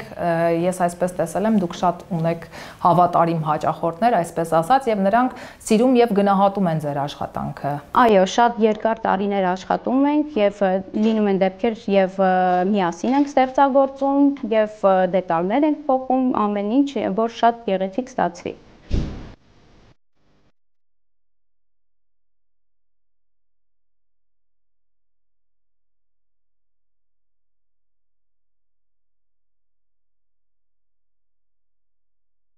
Այսօր նորաձևության աշխարհում շատ ակտուալ է ունիսեքս ոճը։ Մի օր կանայք որոշեցին, որ պետք է հավասարվեն տղամարդկանց եւ հագան նրանց հագուստները, եւ այդպիսով դարձավ ակտուալ շատ, այսպես ասած, oversize տարբերակով վերնաշապիկներն ու տաբատները։ Արդյոք դրանք ակտուալ կլինեն նաեւ գալիք տարում։ Ճիշտն ասած, իմ կարծիքով ցավոք սրտի, որ oversize կին տղամարդ հագուստները շատ խառնվել են իրար, բայց ինչևէ, աշխարհը առաջ է գնում եւ ակտուալ այո կլինի, որտեվ հիմա մեր ճանաչված դիզայներները եւս թողարկում են կոլեկցիաներ, հավաքածուներ, որ ավելի շատ ակտուալը casual-ը տարբեր այսինքն ամենօրյա ոճը։ Ամենօրյա ոճը։ Կուտյուրեները դե իհարկե ավելի շատ ակտուալ է քարիկներով, իրենց աքսեսուարներով, բայց հիմնականում շատ ճանաչված դիզայներները նախագծել են ավելի շուտ, այսպես ասեմ, casual կոլեկցիաները, թիշերտներ, ֆուտբոլկաներ, ցածր ջինսեր, ջինսե տաբատներ, մեկ էլ ահա որ ակտուալ է տղամարդու պիջակը կանացի, որ կինը կարողանա կրի լայն ուսերով, գեղեցիկ ու ինչ-որ աքսեսուարներով։ Աքսեսուարները ինչ-որ չափով շեղում է։ Լրացնում։ Հա, շեղում է, ինչ-որ տղամարդուց բերում է ինչ-որ տարբերում դեպի կանանց։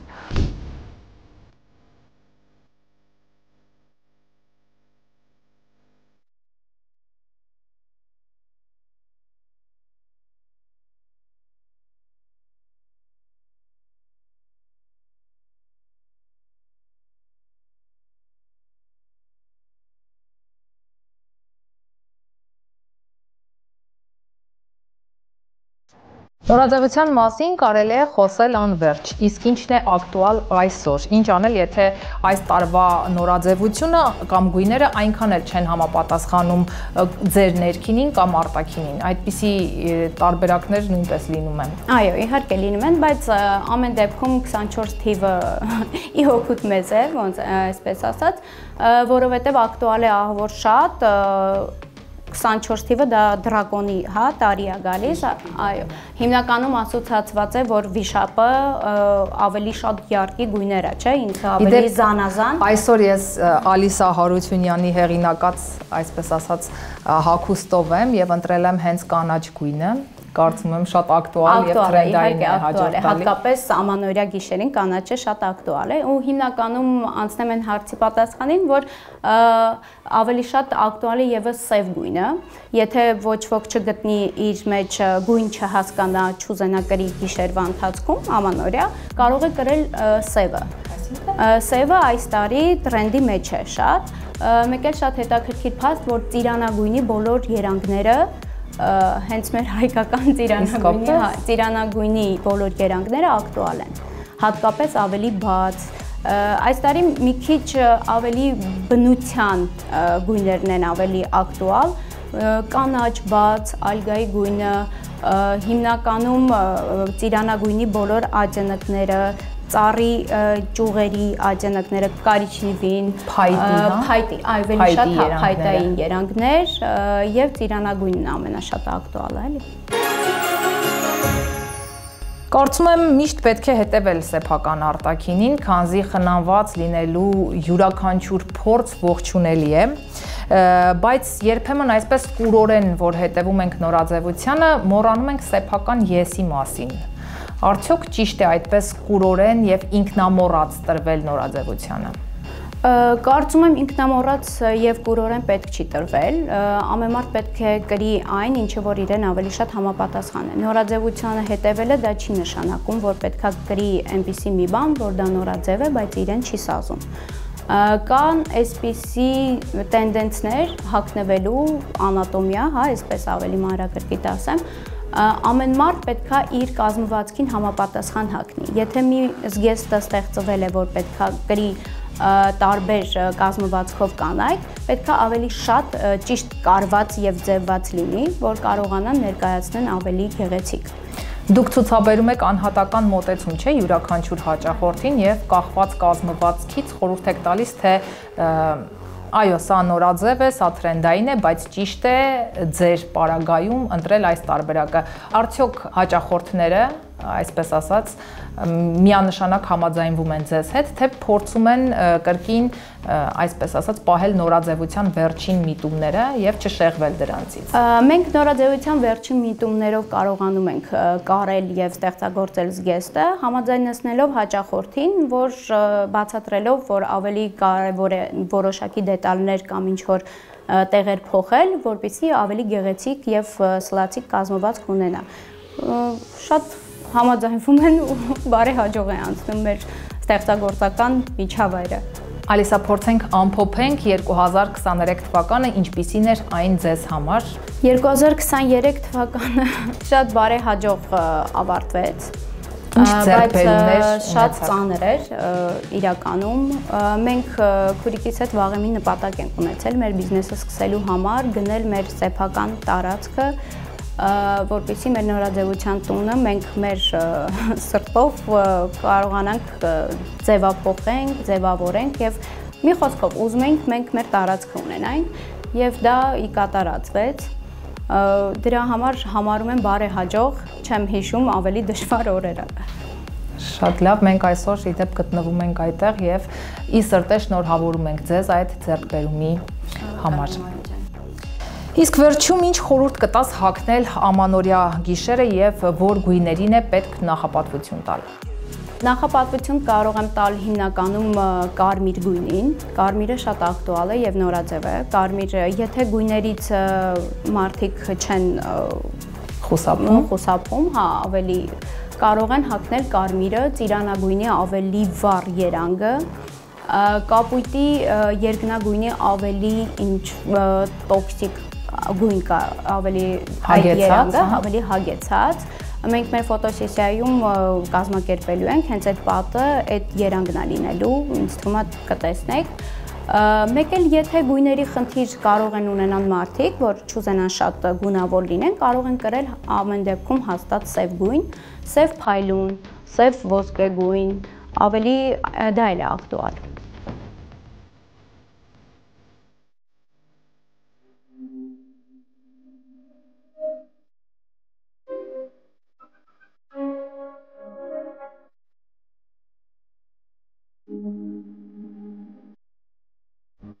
Ես նկատել եմ, որ վերջին շրջանում շատ ակտուալ է նաև այդ փայլուն, այսպես ասած, քարիկներով զգեստները երեկոյան եւ այս տարի շատ նորաձև է։ Ինչ կասես այդ մասին։ Աքսեսուարները ինձ համար միշտ նորաձև են, չեմ կարողանում բաժանվել ես աքսեսուարներից, որտեվ իրենք միշտ հիմնականում լրացնում են զգեստի վերջնական տեսքը։ Ու հիմնականում իմ հավաքածուն ամեն դեպքում վզկապներով, ինչ որ աքսեսուարներով։ Այո, ես այսօր նույնպես այսպես ընտրել եմ գեղեցիկ տարբերակ։ Այդ ձեռքի աշխատանքները հիմնականում քուրիկս է անում ու շատ գեղեցիկ ստացվում է։ Մենք լրացնում ենք մեկս մեկին։ Շատերը կարծում են, որ նորաձև հագուստը ընդգծում է մարդու անհատականությունը, բայց երբեմն էլ այն պարզապես դարձնում է մարդկանց միմյանց շատ նման։ Այսպիսով պետք է հետևել նորաձևությանը եւ փորձել, այսպես ասած, չկորցնել սեփական եսը այդ նորաձևության մեծ աշխարհում։ Շնորհակալություն Ալիսա ինձ այսօր հյուրընկալելու եւ հետաքրքիր զրույցի համար, իսկ մենք կշարունակենք արդեն տաղավարում։ Ես եմ շնորհակալ, Մարի ջան։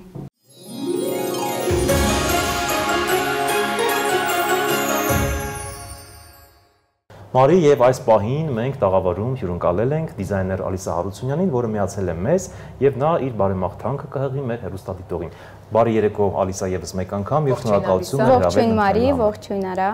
Ալիսա, հաշված ժամեր եւ 2023-ը դառնում է այլևս անցյալ։ Մենք շատ արագ տեմպերով թևափոխում ենք նոր դարաշրջան, նոր ժամանակներ, 2024-ը կդառնա աշխարհի կառավարիչը եւ ամփոփենք տարին, ինչպիսին էր 23-ը ձեզ համար եւ բացթողումների եւ ձեռքբերումների մասով։ Հուսով եմ 2024 թվականը կլինի ավելի լավ տարի։ Խոսենք բացթողումների մասին։ 2023 թվականին մենք կորցրեցինք Արցախը, շատ ցավալի փաստ է, հուսով եմ, որ ամեն բան կկարգավորվի, երբ որ ժամանակը կգա։ Այո։ Իսկ ձեռքբերումներին գործնական հաջողություններ, վերելքներ շատ ենք ունեցել, ձեռքբերումներ չեմ կարող հերքել, որ տեղի ունեցել են։ Այդքան է։ Շատ լավ, Ալիսա, իսկ ամենաուշագրավ իրադարձությունը, որ 2023-ին ձեր մոտ տեղի ունեցել, կհիշեք որն է։ Իհարկե,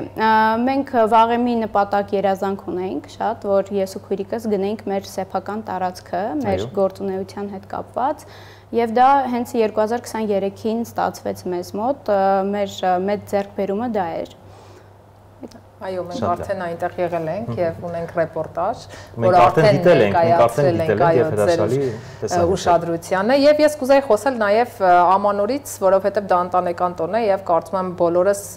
ունենք մանկուց եկած հիշողություններ, Ալիսա, որն է քո մանկությունից եկած ամենավառ հիշողությունը, որը կապում ես ամանորի հետ։ Նաև որ ասոցացում է այդ հիշողությունը ամանորի։ Ամանորը ես ավելի շատ սիրում եմ ընտանիքի միջավայրում,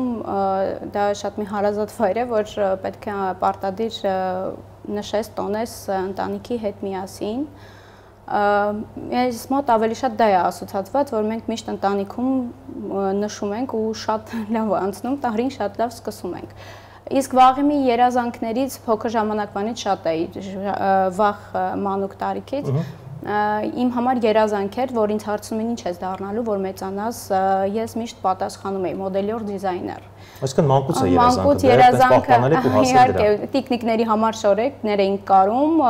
ես կարում էի, քույրիկս է կողքս էր միշտ նայում էր, հիմա մենք միասին ենք աշխատում, ոչինչ չի փոխվել։ Այսինքն երազանքը իրականություն է դարձել։ Երազանքը իրականություն է դարձել։ Շատ լավ, Ալիսա, տեսեք, դուք տեսանյութում էլ հնչեց, որ դիզայն եք անում, հագուստ եք կարում, հագուստ եք արտադրում կանանց համար, գեղեցիկ սեռի համար։ Ինչու՞ չեք տղամարդկանց համար ինչ որ բան անում։ Գիտեք, տղամարդկանց համար փորձել ենք անել։ Ես հասկացել եմ, որ դա ավելի շատ իմը չէ, կան ավելի հստակ դիզայներներ տղամարդկանց համար, իմ ոճը հիմնականում կանանց եւ ավելի ձեռքի աշխատանքային կուտյուր է, ավելի շատ այդ դիզայնն է ինձ հետաքրքրում։ Երեկոյան բավականին ճոխ, այսպես ասած, զգեստներ, որ տարբերվում են իրոք։ Հարսիշորը զգեստներ, կոստյումներ, ինդիվիդուալ, հիմնականում ձեռքի աշխատանքն եմ ես ավելի շատ սիրում ու ավելի շատ կենտրոնացել ենք այդ ուղու վրա կուտյուրը։ Իդեպ Ալիսան նախընտրությունը տալիս է ավելի վառ երանգներին, եթե նկատել են, իսկ կարծում եմ նկատել են շատերը, որ նրա կոլեկցիաներում, հատկապես վերջի հավաքածուում շատ ակտուալ էին վառ գույները։ Ես միշտ շատ եմ սիրել վառ երանգները ու գույների հետ խաղալը ինձ մոտ շատ լավ է ստացվել։ Ես ինձ լավ եմ զգում, որ գույները տեսնում եմ շատ,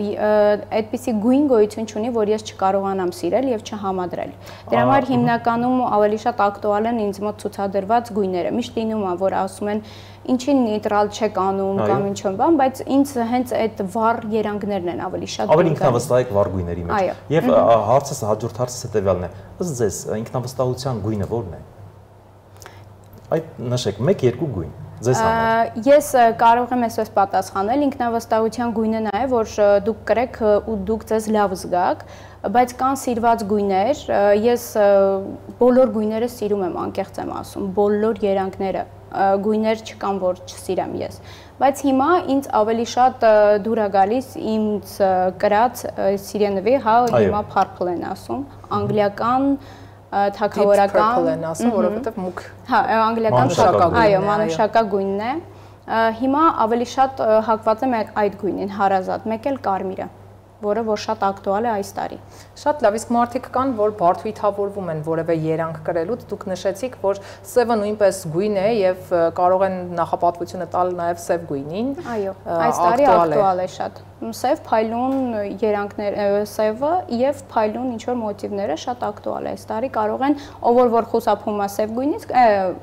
վառ գույներից կարող է կրել սև գույնը։ Շատ լավ, Ալիսա, իսկ դուք որպես դիզայներ, որպես պրոֆեսիոնալ ձեր մասնագիտության մեջ, որպես գիտակ, կարող եք ասել, մեր աղջիկները կանայք ճիշտ են հագնվում։ Շատ բարդ հարց էր, ճիշտն ասած, պրովոկացիոն ես։ Այո, պրովոկացիոն հարց էր։ Իհարկե ունենք աղջիկներ, որ շատ գեղեցիկ են հագնում, ես սիրում եմ գեղեցիկը, որ տեսնում եմ կրում են, ես անձամբ նայում եմ ու ոնց ինձ դուր է գալիս շատ, որպես դիզայներ։ Պրոֆեսիոնալ աչքով եք դիտարկում։ Այո, պրոֆեսիոնալ աչքով եմ ես նայում, բայց կան եւ հակառակը, որ վանող են շատ։ Այո, հագնելու գրագիտություն չունեն։ Կարող են դիմել մասնագետներին, Այդ դեպքում կարող է ինչ-որ մի բան image maker-ների մասին է խոսքը այստեղ։ Image maker-ների մասին, գույների ճիշտ որովհետև հնարավոր է, որ մենք կրենք նորաձև հագուստ, սակայն այն այնքան էլ չհամապատասխանի մեր կազմվածքին։ Նաև ինչու՞ չէ մեր էությանը, այդ մշակույթը գուցե պետք է ձևավորել արդեն հասարակության մեջ։ Գիտեք ոնց, կա անատոմիական ինչ-որ հասկացողություն կազմվածքի հետ կապված, որ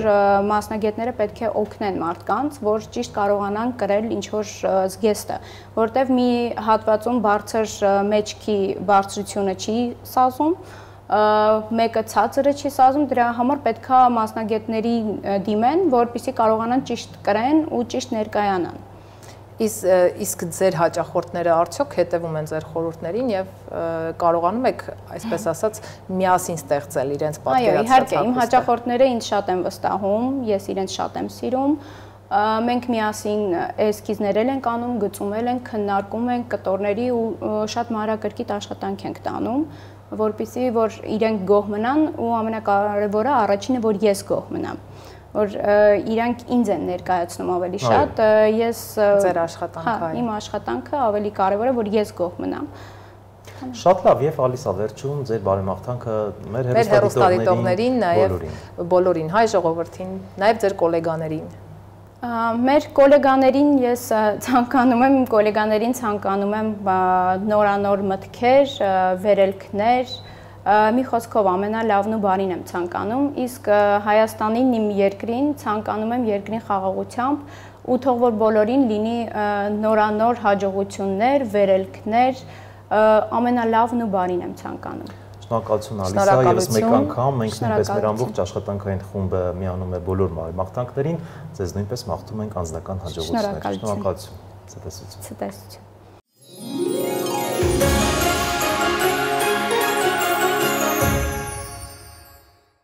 Շարունակում ենք մեր տոնական թողարկումը եւ փորձենք ներկայացնել մի քանի հետաքրքիր փաստեր եւ օգտակար խորհուրդներ նոր տարվա մասին։ Մարի, օրինակ երբևէ մտածել ես, թե որքան է Հանրապետության հրապարակի տոնածառի բարձրությունը։ Չգիտեմ արա, բայց իրոք շատ հետաքրքիր կլինի իմանալ։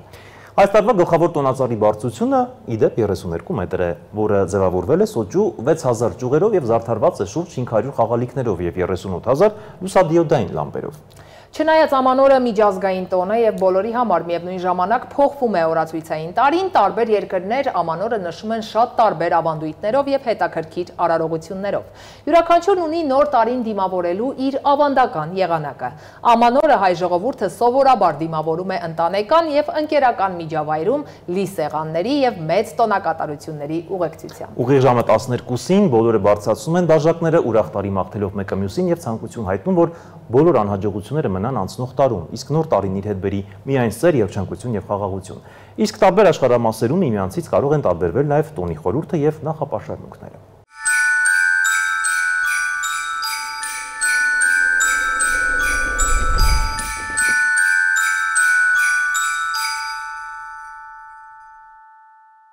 Տիեզերական ծառ, կենաց ծառ, փեսայի ծառ, կաղանդ ծառ, տոնածառ։ Ամեն մի պահ, ամեն մի տոն կապված է ծառի հետ, մենք կապված ենք ծառի հետ, այդ միստիկ, տիեզերական, աստվածային արարածի հետ, որն ինքն իրենից ներկայացնում է մի մեծ արժեքային համակարգ, որը հայերի համար ամենահզոր խորհրդանիշներից մեկն է։ Երբ մենք քաոսի մեջ ենք, դնում ենք ծառը եւ ամեն ինչ ընկնում է իր տեղը։ Ցանկացած վարքյան հենց հիմա օրինակ ինչ որ մի խնդիր կա, որը չի լուծվում, եթե մենք զգանք ծառին, մեր ոնց որ օրհնել են մեզ բրչամ թալենք ծառի ձերից, այս մազը կպցնենք կամ այդ հիշողությունը կպցնենք ծառից, վարքյանական աշխարհի բոլոր հարցերի պատասխանները կտա ծառը, ինչի է սենց լինում, ոնց է լինում ու ինչ պետք է լինի։ Ծառի կարիքը մենք միշտ ունեցել ենք, ժողովրդական հայտնի խոսք կա, մարդ պետք է երեխա ունենա, տուն շինի, ծառ տնկի, ծառը մեր տունը կապում է տիեզերքին, հայերը ծառեր զարդարել են ըստ տոնի, օրինակ կաղանդին այն զարդարվում էր նախշուն թելերով, չրերով, չամչով, ընկույզով, ալանիսով, այն ամենով, ինչն ուտում էին այդ ժամանակ, եւ հենց այս ծառն էր, որ միշտ մնում էր սեղանին, բազմիցս օրհնելով այն, պտուղները բաժանում էին երեխաներին։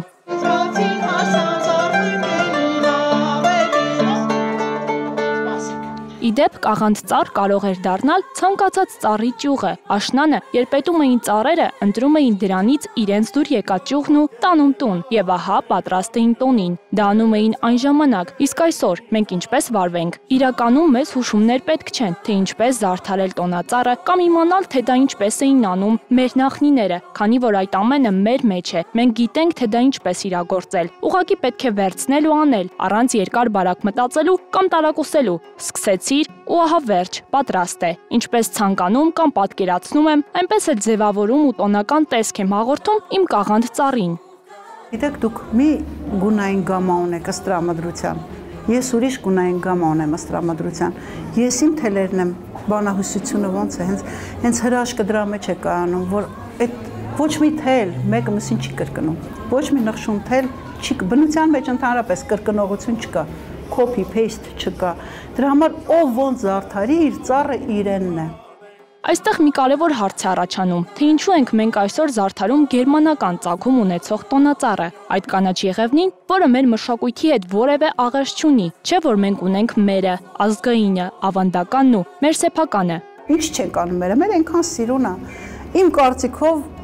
շատ համ սիրուն է, համ մակարդակով, համ դա մերն է, դա քոնն է, վերջը դու կարող ես այդ ծառը զարդարել, գիտակցել, այս ինչ ծառ եմ ես զարդարում։ Տիկին Հասմիկը զայրացավ, երբ լսեց հարցնայի մասին, թե ինչպես էին նշում հայերը ամանորը հնում։ Նա սրտնեղեց, ասելով, թե ինչու եմ հարցս ձևակերպում անցյալ ժամանակով։ Պատասխանեցի, բայց չէ որ դա հնում էր, այսօր ուրիշ է, ժամանակները փոխվել են, ավանդույթներն ու բարքերը նույնպես։ Ավանդույթը անցյալ ժամանակում չի կարելի ասել, մենք այսպես էինք նշում, չի կարելի ասել։ Մենք այսպես ենք նշում եւ այսպես ենք նշելու, ավելի ճիշտ ինչպես ենք նշելու։ Ավելի ճիշտ տես պետք է մոտենալ, որտեղ ավանդույթը ժամանակի հետ կապ չունի, այստեղ չկա անցյալ, ներկա, ապագա, չկա։ Ինչպես է նշում, նայեք երեխաները ձեզ կասեն ինչպես է նշում, ոնց են զարդարում, նայեք երեխաների ծառերին, հենց այդպես։ Վաղ նոր տարին մինչ Սուրբ Ծնունդ պահքի շրջան էր, այնինչ կերել են հայերը եղել է քաղցրեղեն, ցորեն ու հատիկեղեն, սա մաքրման շրջան էր, որովհետև պետք է ծնվեր արևը։ Հասկը հթխեմ գարիա, երի երվայ, ես ինչ ուրախ Տարեհացը նոր տարվա սեղանի գլխավոր զարդն է եղել, որի մեջ պետք է դրվեր լոբի, որպես հաջողություն, որովհետև տարվա հաջողությանը պետք է կանչել, խնդրել, որպեսզի այն մոտ գա։ Հաջողությունը չի սիրում չարություն կամ բացասական միջավայր, դրա համար պետք էր ամբողջ տարին լավ աշխատել եւ բարի գործեր անել։ Իսկ եթե չէին ցանկանում, որ նոր տարին իրենց տան կողքով անտարբեր անցնի ու հանկարծ գալիք հաջողությունը բաց չթողնեն, հայերը իրենց տան դռներին կարմիր թաշկինակ էին կախում, որպեսզի այդպիսով տեսանելի լինեն ու նոր տարին անպայման իրենց տուն մտնի։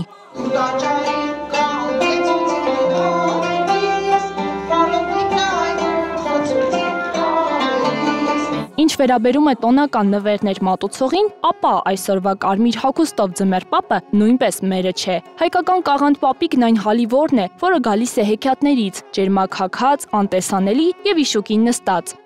Կաղանդ բաբանա հայ եկավ խաղալիքներ մեզ բերավ, օրեր առաջ կսպասենք, պես նվերներ երազենք, էլեք կաղանդն է եկել, ձմեռ պապիկն է եկել, ինչ է բարձել վր իշուն, բուրթու բամբակաբրշուն։ Ցավոք, այսօր մենք շատ բան ենք փոխարել օտար մշակույթներից ու մեզ համար ավանդույթ դարձրել, այն էլ այն դեպքում, երբ մերն ավելի հարուստ է, ավելի տարբերվող ու ազգային։ Հայ ուրն գնում ենք հարուստ է, աղքատ հայ դա նորմալ չի կարող այդպես բան լինել, որովհետև այդ արժեքը այդ ոսկին մեր մեջ է։ Մենք պիտի թեքվենք, չգիտեմ, պիտի ոչնչանանք, որ լինենք աղքատ։ Գիտեմ եւ վստահ եմ, որ մենք պիտի վերածնունդ ապրենք։ Մենք պիտի նշում ենք, պարտավոր ենք վերածնունդ ապրենք, իսկ վերածննդի համար պետք է մի ուժեղ ոգեղենություն։ Քանի մենք քնած ենք, հեքիաթային լեզվով ասեմ, քանի մեռել ենք, մենք կստանանք այդ հարվածները,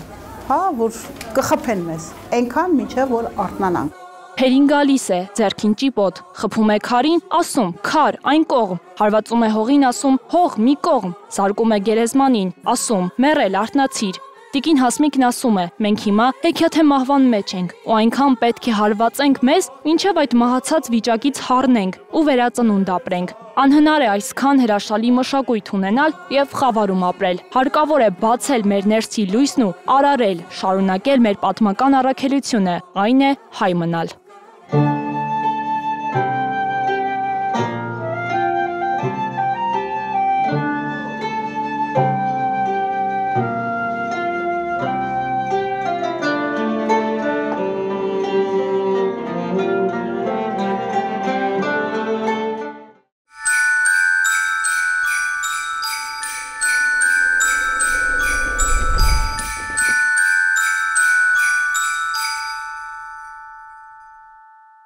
Շատ կարևոր է նաև անդրադառնալ մեզ հետ կողք կողքի ապրող մեր մյուս հայրենակիցներին, որոնք ապրում եւ արարում են մեր երկրում, պահելով եւ պահպանելով իրենց ազգային առանձնահատկությունները։ Դրանք մեր ազգային փոքրամասնություններն են, որոնց մոտ ոչ պակաս ուշագրավ է անցնում ամանորը։ Հույների նոր տարին հիմնականում կապված է Քրիստոսի ծնունդի հետ, որը նշում են դեկտեմբերի 25-ին։ Հենց այդ օրը հույները գնում են եկեղեցի Քրիստոսի ծննդյան օրվան նվիրված ծիսակատարությանը մասնակցելու, որից հետո յուրաքանչյուր ընտանիքում սկսվում է տոնական մեծ խնջույք։ Ասորիների ամենամեծ կրոնական եւ ազգային տոնը նոր տարին է, այն կոչվում է բնության վերականգնման եւ աշխուժության տոն։ Ասորիները ամանորը նշում են ապրիլի 1-ին կազմակերպելով ճոխ խնջույքներ եւ պատրաստում են ավանդական ճաշատեսակներ, օրինակ մուրտուխա։ Հրեական նոր տարին Ռոշ հա-Շանան, որ թարգմանաբար նշանակվում է տարեգլուխ, ունի ազգային նշանակություն։ Հրեաներն այն տոնում են 7-րդ ամսվա առաջին օրը։ Բեթխեհեմում ծննդյան տոները առաջինը նշում են կաթոլիկները, հետո ուղղափառները, ամենավերջում հունվարին առաքելական եկեղեցին։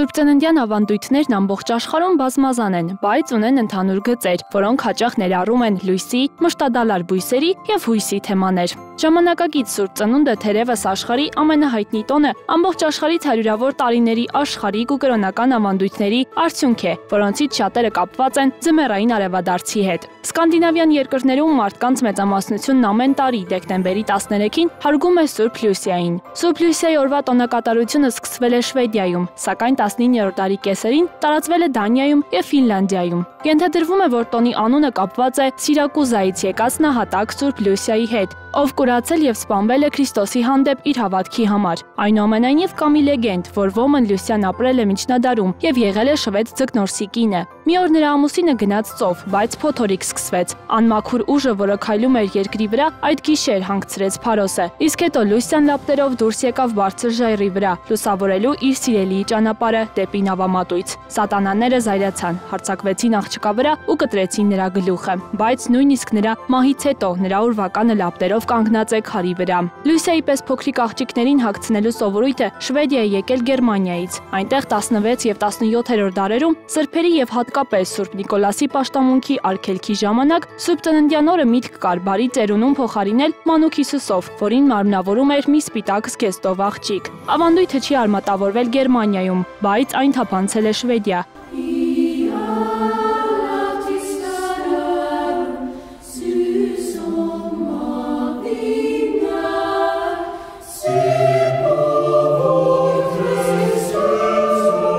Տասնութ եւ 19-րդ դարերում սովորույթը հաստատվել է եւ հենց Սուրբ Լյուսիան է դարձել Հիսուսի փոխարեն գլխավոր հերոսը։ Այս երկրներում տոնը համարվում է Սուրբ ծննդյան սեզոնի սկիզբը գալիս է լատինական լյուքս բառից, որը նշանակում է լույս։ Նրա տոնը նշվում է տարվա ամենակարճ օրվան մոտ, երբ արևի շողերը նորից սկսում են ուժեղանալ։ Ֆիննական ավանդույթի համաձայն ենթադրվում է, որ Սուրբ ծննդյան շրջանը սկսվում է Թաումոսի օրը, դեկտեմբերի 21-ին եւ շարունակվում է մինչեւ հունվարի 13-ը, Սուրբ Կնուտի օրը։ Մինչ 1774 թվականը Ֆինլանդիան նշում էր նաև երրորդ Սուրբ ծնունդը Հովանես Ավետարանչի օրը դեկտեմբերի 27-ին եւ չորրորդ Սուրբ ծնունդը Մանուկների կոտորածը դեկտեմբերի 28-ին։ Այնուամենայնիվ Շվեդիայի թագավոր Գուստավ III-ը դրանք կրճատեց երկուսի, քանի որ ազնվականությունը եւ բուրժուազիան կարծում էին, որ երկար արձակուրդները աշխատողներին չափազանց ծույլ են դարձնում։ Ֆիննական ուղղափառ եկեղեցին Սուրբ ծնունդը նշում է արևմտյան քրիստոնեական եկեղեցու հետ միաժամանակ։ Սուրբ ծննդին Այն փոքրիկ թռչուններին կերակրելը գյուղացիական մշակույթի երկարատև ավանդույթ է եւ ծես, որը հաջողություն է բերել գյուղատնտեսությանը։ Գարու կամ բարսակի խուրձը նախատեսված էր թռչուններին ամառային բերքից հեռու պահելու համար։ Ֆին հեթանոսները հավանաբար հավատում էին, որ մահացածները, այսինքն թռչունների ոգիները, ողջերի հետ նշում էին ձմռան տոնը։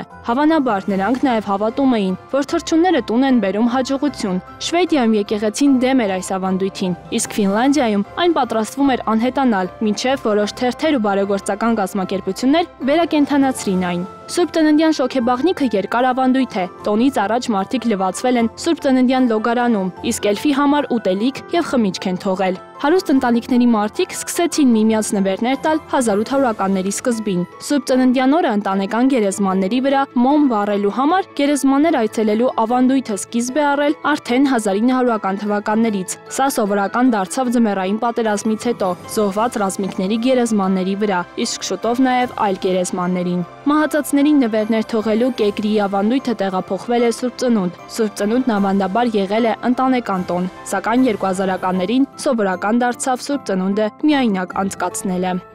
Հին սկանդինավցիները ձմեռային արևադարձի ժամանակ արևի վերադարձը տոնելու համար օգտագործում էին յուլ լոգը։ Յուլն առաջացել է սկանդինավյան հյուլ բառից, որը նշանակում է անիվ։ Չնայած Նորվեգիան հիմնականում քրիստոնեական երկիր է, Սուրբ Ծնունդն այստեղ նշվել է միայն մոտ 10-11-րդ դարերում։ Նախկինում մարդիկ ձմռան կեսին տոնում էին յուլը եւ գարեջուր խմում սկանդինավյան աստվածների պատվին, սպասելով ավելի տաք եղանակի վերադարձին։ Նորվեգիայում Սուրբ Ծնունդը դեռևս նշվում է որպես յուլ, եւ չնայած այն պահպանում է հին սկանդինավյան ավանդույթները, նաև ենթարկվել է հարյուրավոր եվրոպական եւ ամերիկյան քրիստոնեական սովորույթների ազդեցությանը։ Սուրբ Ծննդին նախորդող յուրաքանչյուր կիրակի այստեղ նշվում է 4 մոմ վառելով։ Առաջին կիրակի օրը վառվում է առաջին մոմը, երկրորդ կիրակի օրը վառվում է հաջորդը եւ այսպես շարունակ։ Տոնածառ զարդարելու ավանդույթը գալիս է Գերմանիայից։ Մշտադալար ծառերը զարդարելը միշտ եղել է գերմանական ձմեռային արևադարձի ավանդույթի մի մասը։ Առաջին տոնածառերը, որոնք բացահայտորեն զարդարված եւ քրիստոնեական տոնի անունով են կոչվել, հայտնվել են Ստրասբուրգում 17-րդ դարի սկզբին։ 1750 թվականից հետո տոնածառերը սկսեցին հայտնվել Գերմանիայի այլ մասերում եւ առավել եւս 71 թվականից հետո, երբ Յոհան Վոլֆգանգ ֆոն Գյոթեն այցելեց Ստրասբուրգ եւ անմիջապես ներառեց տոնածառը իր երիտասարդ վերթերի տառապանքները վեպում։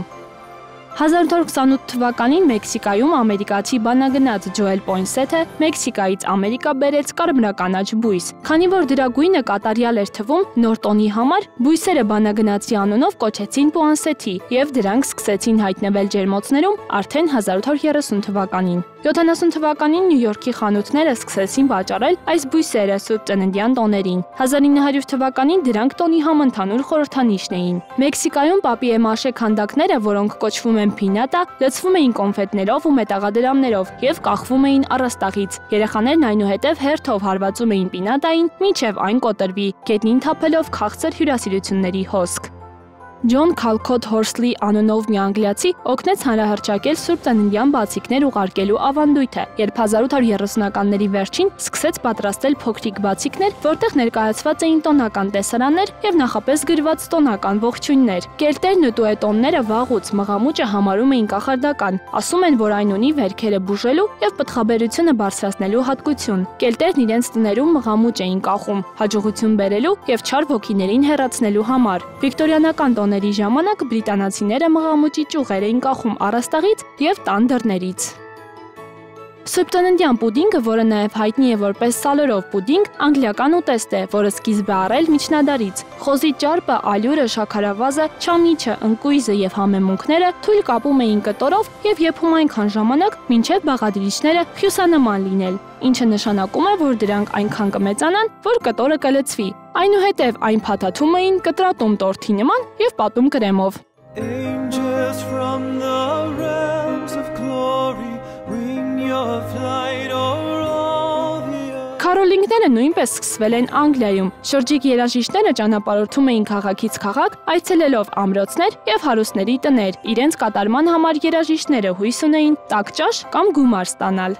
ԱՄՆ-ում եւ Անգլիայում Սուրբ Ծննդյան նախօրեին երեխաները գուլպաներ են կախում մահճակալի սյունից կամ բուխարու մոտ, հուսալով, որ այն կլցվի հյուրասիրություններով, մինչև նրանք քնած կլինեն։ Այս ավանդույթը վերադառնում է Սուրբ Նիկոլասի լեգենդներին։ Լեգենդներից մեկը պատմում է 3 աղքատ քույրերի մասին, ովքեր չեն կարողացել ամուսնանալ օժիտի գումար չունենալու պատճառով, որպեսզի նրանց փրկեր հոր կողմից վաճառվելուց, Սուրբ Նիկը 3 քույրերից յուրաքանչյուրին թողեց նվերներ ոսկե մետաղադրամների տեսքով։ Այսօր էլ այդ լեգենդը վերածվել է ավանդույթի, որն ամեն տարի նշում են ԱՄՆ-ում։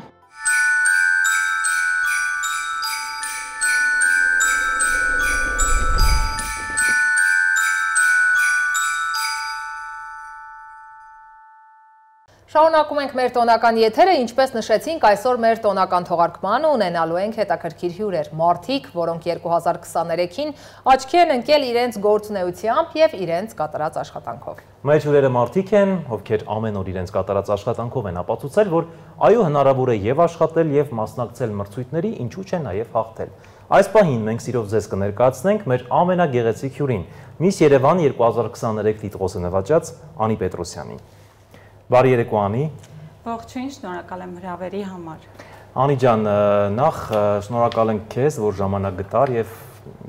մի քանի ժամից արդեն 2023-ը դառնում է անցյալ եւ 2024 ենք թևակողում։ Ես գիտեմ, որ դու կրկին շատ զբաղված ես եւ ժամանակ ես գտել, եկել ես մեր տաղավար, որի համար իսկապես շնորհակալ ենք։ Եվ այսպես Անի, 2023-ը ինչպիսին էր քեզ համար։ Ինչ ձեռքբերումներ ունեցար, ինչ հաջողություններ ունեցար, ինչու՞ չէ նաև ինչ բացթողումներ ունեցար 2023-ին։ Խնդրեմ այդ մասով։ 2023-ը ինձ համար նոր ձեռքբերումների եւ հաջողությունների տարի էր։ Կարող եմ նկարագրել 2023-ը բուռն իրադարձություններով լի տարի։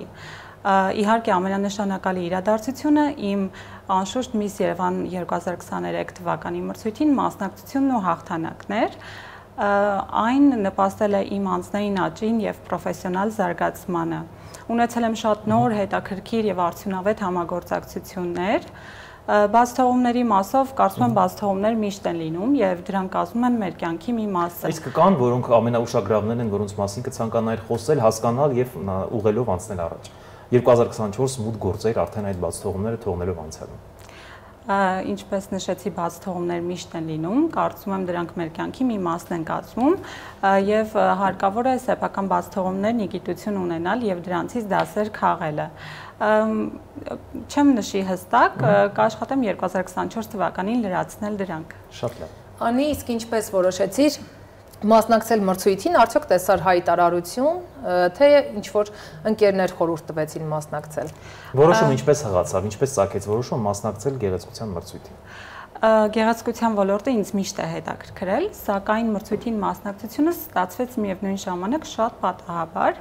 երբ գովազդով տեղեկացա մրցույթի մեկնարկի մասին։ Երկմտում էի մասնակցել, թե ոչ, ինձ մոտ քննական շրջան էր եւ կարծում էի, որ չեմ կարող համատեղել։ Իսկ ով խրախուսեց, որ մասնակցեք։ Ի վերջո ինքնուրույն որոշում կայացրեցի, լրացրեցի հայտս, մոտեցա Miss Երևան գրասենյակ, այնտեղ ինձ մանրամասնորեն տեղեկացրեցին մրցույթի մանրամասների մասին եւ դրանից հետո արդեն կայացրեցի որոշումս հենց Miss Երևան գրասենյակում։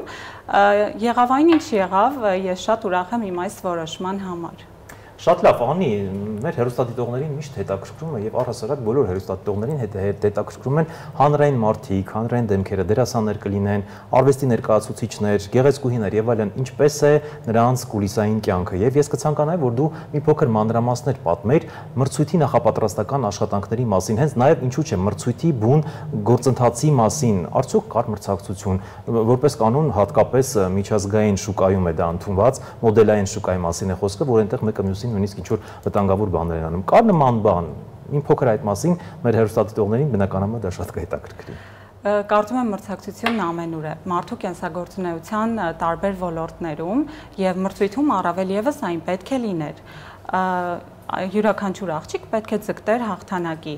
Բայց ինձ համար այնքան նոր էր ամեն ինչ, այն նախապատրաստական շրջանն այնքան հագեցած էր, որ ինքս չէի կենտրոնացել հաղթանակի եւ մրցակցության գաղափարի վրա։ Այս ամենից զատ Miss Երևան կազմակերպիչները ստեղծել են այնպիսի հետաքրքիր ջերմ ընտանեկան մթնոլորտ, որ եթե անգամ շատ ցանկանայինք, չէին կարող մտնել այդ ագրեսիվ մրցակցության մեջ։ Այսինքն որևէ ագրեսիա չի եղել,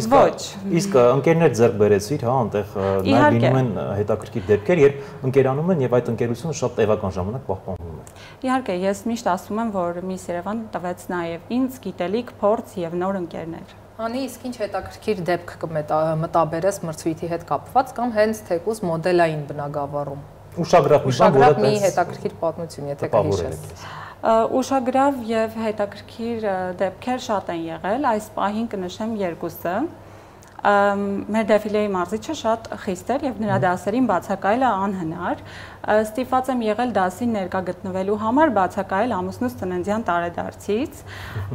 եւ երբ դեֆիլեի դասից հետո հոգնած հասա նշված վայր, ամուսնուս ծննդյան տարեդարձն արդեն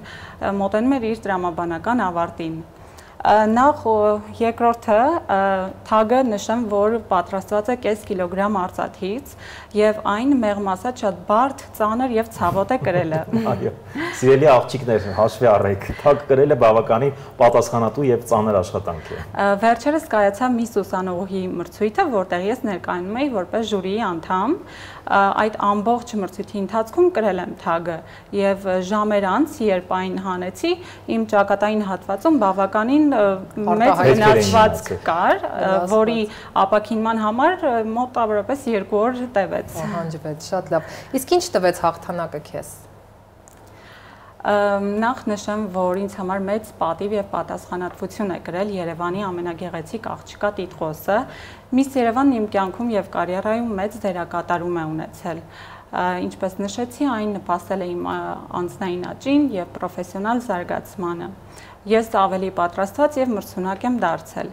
Ես մասնագիտության պարուհի եմ եւ կարող եմ ասել, որ հաղթանակից հետո գրանցել եմ ավելի մեծ հաջողություններ հենց իմ մասնագիտության մեջ։ Մրցույթի շնորհիվ դու ձեռք ես բերում մեծ լսարան եւ շատ բաներ անհամեմատ ավելի հեշտությամբ են տրվում։ Միշտ եմ հպարտ եղել, որ հայ եմ, հաղթանակից հետո էլ ավելի եմ սկսել ուշադրություն դարձնել իմ ժողովրդի հինավուրց պատմությանը, մշակույթին։ Այո, շատ կարևոր է հայաֆիկացման գործընթացը, նաև ինչու ոչ գեղեցկության մրցույթներին։ Այժմ ես դասավանդում եմ Miss Երևան կազմակերպությունում հայկական պար եւ բացի հայկական պարերը բացահայտելուց երեխաների համար, մասնակիցների համար, նաեւ սովորեցնում եմ իրենց սիրել այն ամենը, ինչը մեզ հայ է դարձնում, լինել այն ամենին ավելի մոտ, ինչը նրանց կտա հայեցի կերպարը։ Անի, արի մի փոքր խոսենք նաեւ այն կարևոր պահի մասին, երբ մրցույթի ժամանակ կարդացին քո անունը եւ այդ էմոցիաները ինչ զգացիր։ Նշի, որ կարդացել ենք մենք։ Այո, Արան եւ Անին կարդացին իմ անունը, շատ նոր զգացողություն էր, հա, այդ ամենն ինձ համար աննկարագրելի է անգամ մինչ այսօր, եւ միևնույն ժամանակ կարող եմ ասել, որ գիտակցում էի ունեմ անցնելու շատ մեծ ճանապարհ։ Շատ լավ, Անի ջան, դու նշեցիր, որ գործակցում ես Miss Երևան գրասենյակի հետ, այնտեղ դասավանդում ես պար, մի փոքր կպատմես ինչպես ստացվեց մտահղացումը գործակցել հենց Miss Երևան գրասենյակի հետ։ Նաև դու զբաղվում ես քո սիրած աշխատանքով, պարի ուսուցչու ես այնտեղ, փոքրիկներին դասավանդում ես։ Այո, ինչպես նշեցի, դասավանդում եմ Miss Երևան կազմակերպությունում հայկական պար։ Ցանկանում եմ նշել, որ Miss Երևանը այն ոլորտի միակ կազմակերպությունն է, որն իր մասնակիցներին հնարավորություն է տալիս ստանալու մոդելային հագեցած պրոֆեսիոնալ կրթություն։ Այստեղ դասավանդվում են դեֆիլե, էթիկա, դերասանի վարպետություն, հաղորդավարական խոսք, ազգային պարեր, անգլերեն։ Ես այս ամենի մի մասն եմ կազմում։ Այս դասընթացների շրջանակում մասնակիցների հետ կիսվում են ոլորտի լավագույն մասնագետները։ Ես եւս ոչ միայն նրանց հետ կիսվում եմ հայկական պարի շարժումների տիրապետման գաղտնիքներով, այլ նաեւ որպես Miss Երևան դպրոցն անցած անձ լավագույնս եւ ճիշտ ներկայանալու խորհուրդներով։ Իսկ վերջում Անի ջան, ինչ կմաղթեք մեր հեռուստադիտողներին եւ իհարկե ձեր հետևորդներին։ Եվ բոլոր այն մարդկանց, որոնք այն աղջիկներին, այն լրատվի օրիորդներին, փոքրիկներին, որոնք ձգտում են անցնել այդ ճանապարհը։ Նախ շնորհավորում եմ Գալիկ Ամանորն ու Սուրբ Ծնունդը, մեր ժողովրդի թերևս այս ծանր ժամանակահատվածում մեր երկրին խաղաղություն մաղթելն է, Որպես Miss Երևան քաղաքացի կցանկանայի մեր սիրելի մայրաքաղաքը տեսնել ավելի բարեկարգ եւ մաքուր։ Շատ կցանկանայի, որ 2024 թվականին մարդկանց սրտերը լցվեր ջերմությամբ, խաղաղությամբ եւ սիրով։ Եվ մեր սիրելի մայրաքաղաքում միշտ թևածեր միասնության եւ համերաշխության ոգին։ Շնորհավոր ամանոր։ Մենք նույնպես ամբողջ անձնակազմով միանում ենք շնորհավորանքներին ոչ միայն մեր հեռուստադիտողներին, այլև անձնապես ձեզ, ձեր ընտանիքին մաղթելով միմիայն լավագույնը։ Շնորհակալություն Անի ջան, շնորհակալություն, որ ժամանակ գտաք եւ մեզ հյուրընկալվեցիք։ Ես նույնպես շնորհակալ եմ։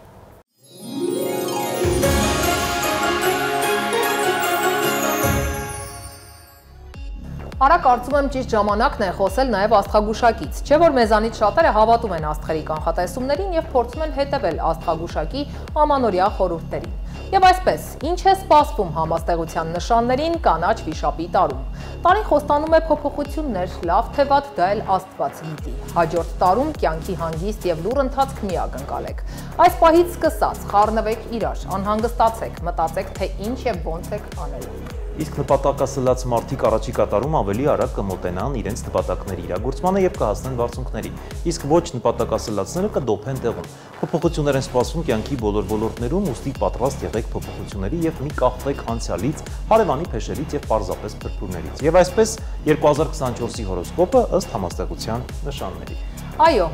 Խոյերին 2024 թվականը անակնկալներ է մատուցելու, ընդ որում կյանքի տարբեր բնագավառներում։ Փոփոխություններից վախենալ պետք չէ, պարզապես կարող եք այս պահից սկսած սկսել անհանգստանալ։ Համառության եւ աշխատասիրության շնորհիվ հնարավոր է գոնե մի բանի հասնել, օրինակ աշխատանք գտնել միջինից բարձր աշխատավարձով, եթե իհարկե հասցնեք զբաղեցնել ձեզ հարմար որևէ հաստիկ, քանզի միգուցե հնդիկ ջամալը ավելի շուտ տեղավորվի աշխատանքի, քան դուք։ Հնարավոր են նաև բնակարանային փոփոխություններ, քանզի ինչպես արդեն նշեցի, ջամալը եկել է Հնդկաստանից եւ մենակ չի եկել, հնդիկները շատացել են, այսպիսով կարող եք ձեր հին տներից տեղափոխվել բարեկամի բնակարան, իսկ հին տները բարձր գնով վարձով հանձնել հնդիկներին, չէ՞ որ նրանց օրական եկամուտը ավելի բարձր է, քան ձերը։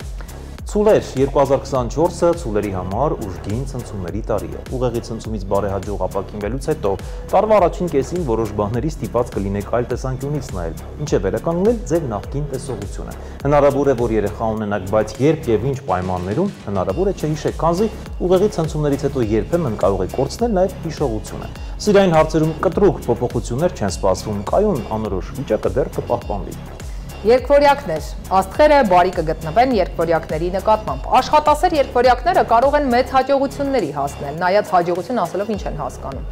Միջոցները խնայեք, դարձեք ժուժկալ եւ տարվա երկրորդ կեսին շահավետ ներդրումների հնարավորություն կունենաք։ Բախտը ձեզ կժպտա թրջնաբուծության եւ խոզաբուծության բնագավառներում, քանի որ Հայաստանի հնդիկները դեռ այդ բնագավառ մուտք չեն գործել, սակայն ջամալ արդեն մտածում է որևէ մարզ տեղափոխվելու եւ բիզնես սկսելու մասին։ Հանգստի համար լավագույն ժամանակը հուլիս-օգոստոս ամիսներն են, երբ կարող եք հովիվների հետ բարձրանալ սարերը։ Խեցգետիններ 2024 թվականը խեցգետիների համար ինչ-որ առումով կարող է դառնալ շրջադարձային։ Աստղերը այս համաստեղության ներկայացուցիչներին խորհուրդ չեն տալիս տրվել պատրանքներին, սադրանքներին եւ ամբողջությամբ նվիրվել աշխատանքին։ Խեցգետիներին խորհուրդ է տրվում ուժ եւ եռանդ ուղղել ընտանիքի ֆինանսական վիճակի բարելավմանը, ինչի համար ժամը 18-ից հետո սկսեք քառակի բարձր սակագնով տաքսի վարել կամ խոսեք մեծ արդեն հարազատ դարձած հնդիկ ջամալի հետ եւ նա ձեզ գործիքը տեղավորի առաքման ոլորտում, որտեղ կարող եք ավելի շատ վաստակել, քան ձեր ներկայիս աշխատավայրում։ Առյուծները հնարավորություն կստանան դրսևորելու իրենց արքայական էությունը։ Որոշ առյուծների էլ խորհուրդ է տրվում զգուշանալ պատահաբար ոսկե վանդակում հայտնվելու վտանգից։ Չնայած բազմաթիվ առյուծներ տեղեկացնում են, որ ապրում են հանգիստ եւ բարեկեցիկ կյանքով, այդուհանդերձ կոռուպցիայի մեջ խրված առյուծներին այդքան էլ հանգիստ տարի չի սպասվում։ Մասնագիտական աճի տեսանկյունից վիշապ առյուծներին բազում հնարավորություններ կընձեռի։ Արդյունքում կլինի նաեւ եկամուտների աճ, ինչի շնորհիվ շատ առյուծներ հնարավորություն կունենան գնել եւ սեփականաշնորհել նաեւ կողքի անտառը։ Կույսեր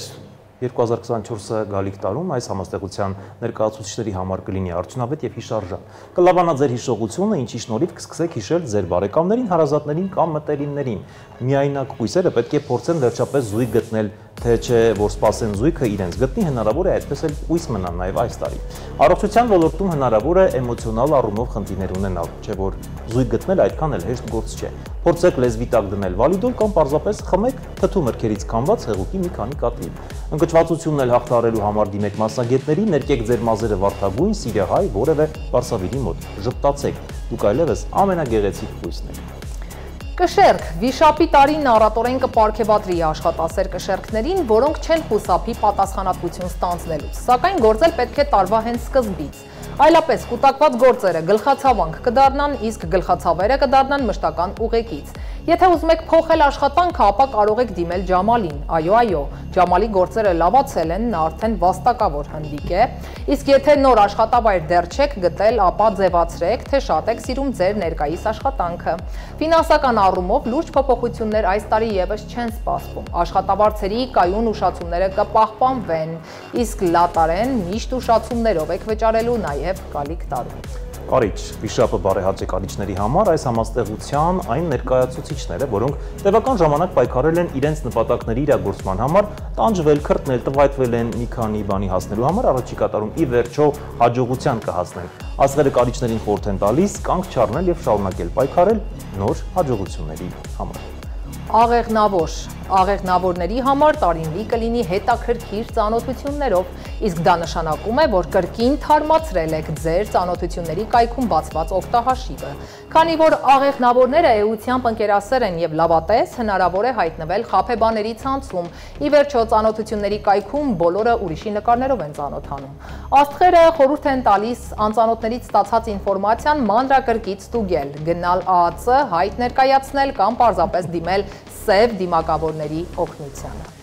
Այծեղ ջուրներ, աստղերը այծեղ ջուրներին խորհուրդ են տալիս տարվա առաջին կեսը նվիրել ընտանեկան հարաբերություններին եւ սիլիբիլիներին։ Եթե կառավարությունը նպաստները չավելացնի, ապա ձեզ եկամուտների աճ չի սպասվում։ Հնարավոր է ստիպված լինեք փոխել աշխատանքը եւ անգամ աշխատանքի ոլորտը։ Կարող եք կրկին զանգահարել եւ դիմել Ջամալի օգնությանը, եթե իհարկե նա չի փոխել իր հեռախոսահամարը։ Եվ ջրհոսներին տարին խոստանում է հետաքրքիր ու խելահեղ անակնկալներ, պարզապես չպետք է գլուխը կորցնել եւ կենտրոնանալ միայն զվարճանքների եւ գինարբուկների վրա, այն կարող է բավականին թանկ արժենալ, քանի որ տնտեսական աճ դեռ չի կանխատեսվում։ Հաջորդ տարին կլինի ձեր գաղտնի երազանքների իրականացման տարի, պարզապես ձեր գաղտնիքների մասին հաճախ մի բարձրաձայնեք։ Դուք սիրում եք ավելորդ խոսել, իսկ դա չի բխում ձեր շահերից, մի խոսքով սիրելի ջրհոսներ, տարին կլինի հետաքրքիր։ Ձկներ, սա ձեր տարին է, ռիսկի դիմեք, ընդլայնեք հորիզոնները բոլոր ոլորտներում։ Կարևոր է չկորցնել չափի զգացումը եւ ջրային գոտիներից դուրս քայլեր չանել։ Պարզապես եղեք այնտեղ, որտեղ ջուրը մաքուր է եւ քաղցրահամ։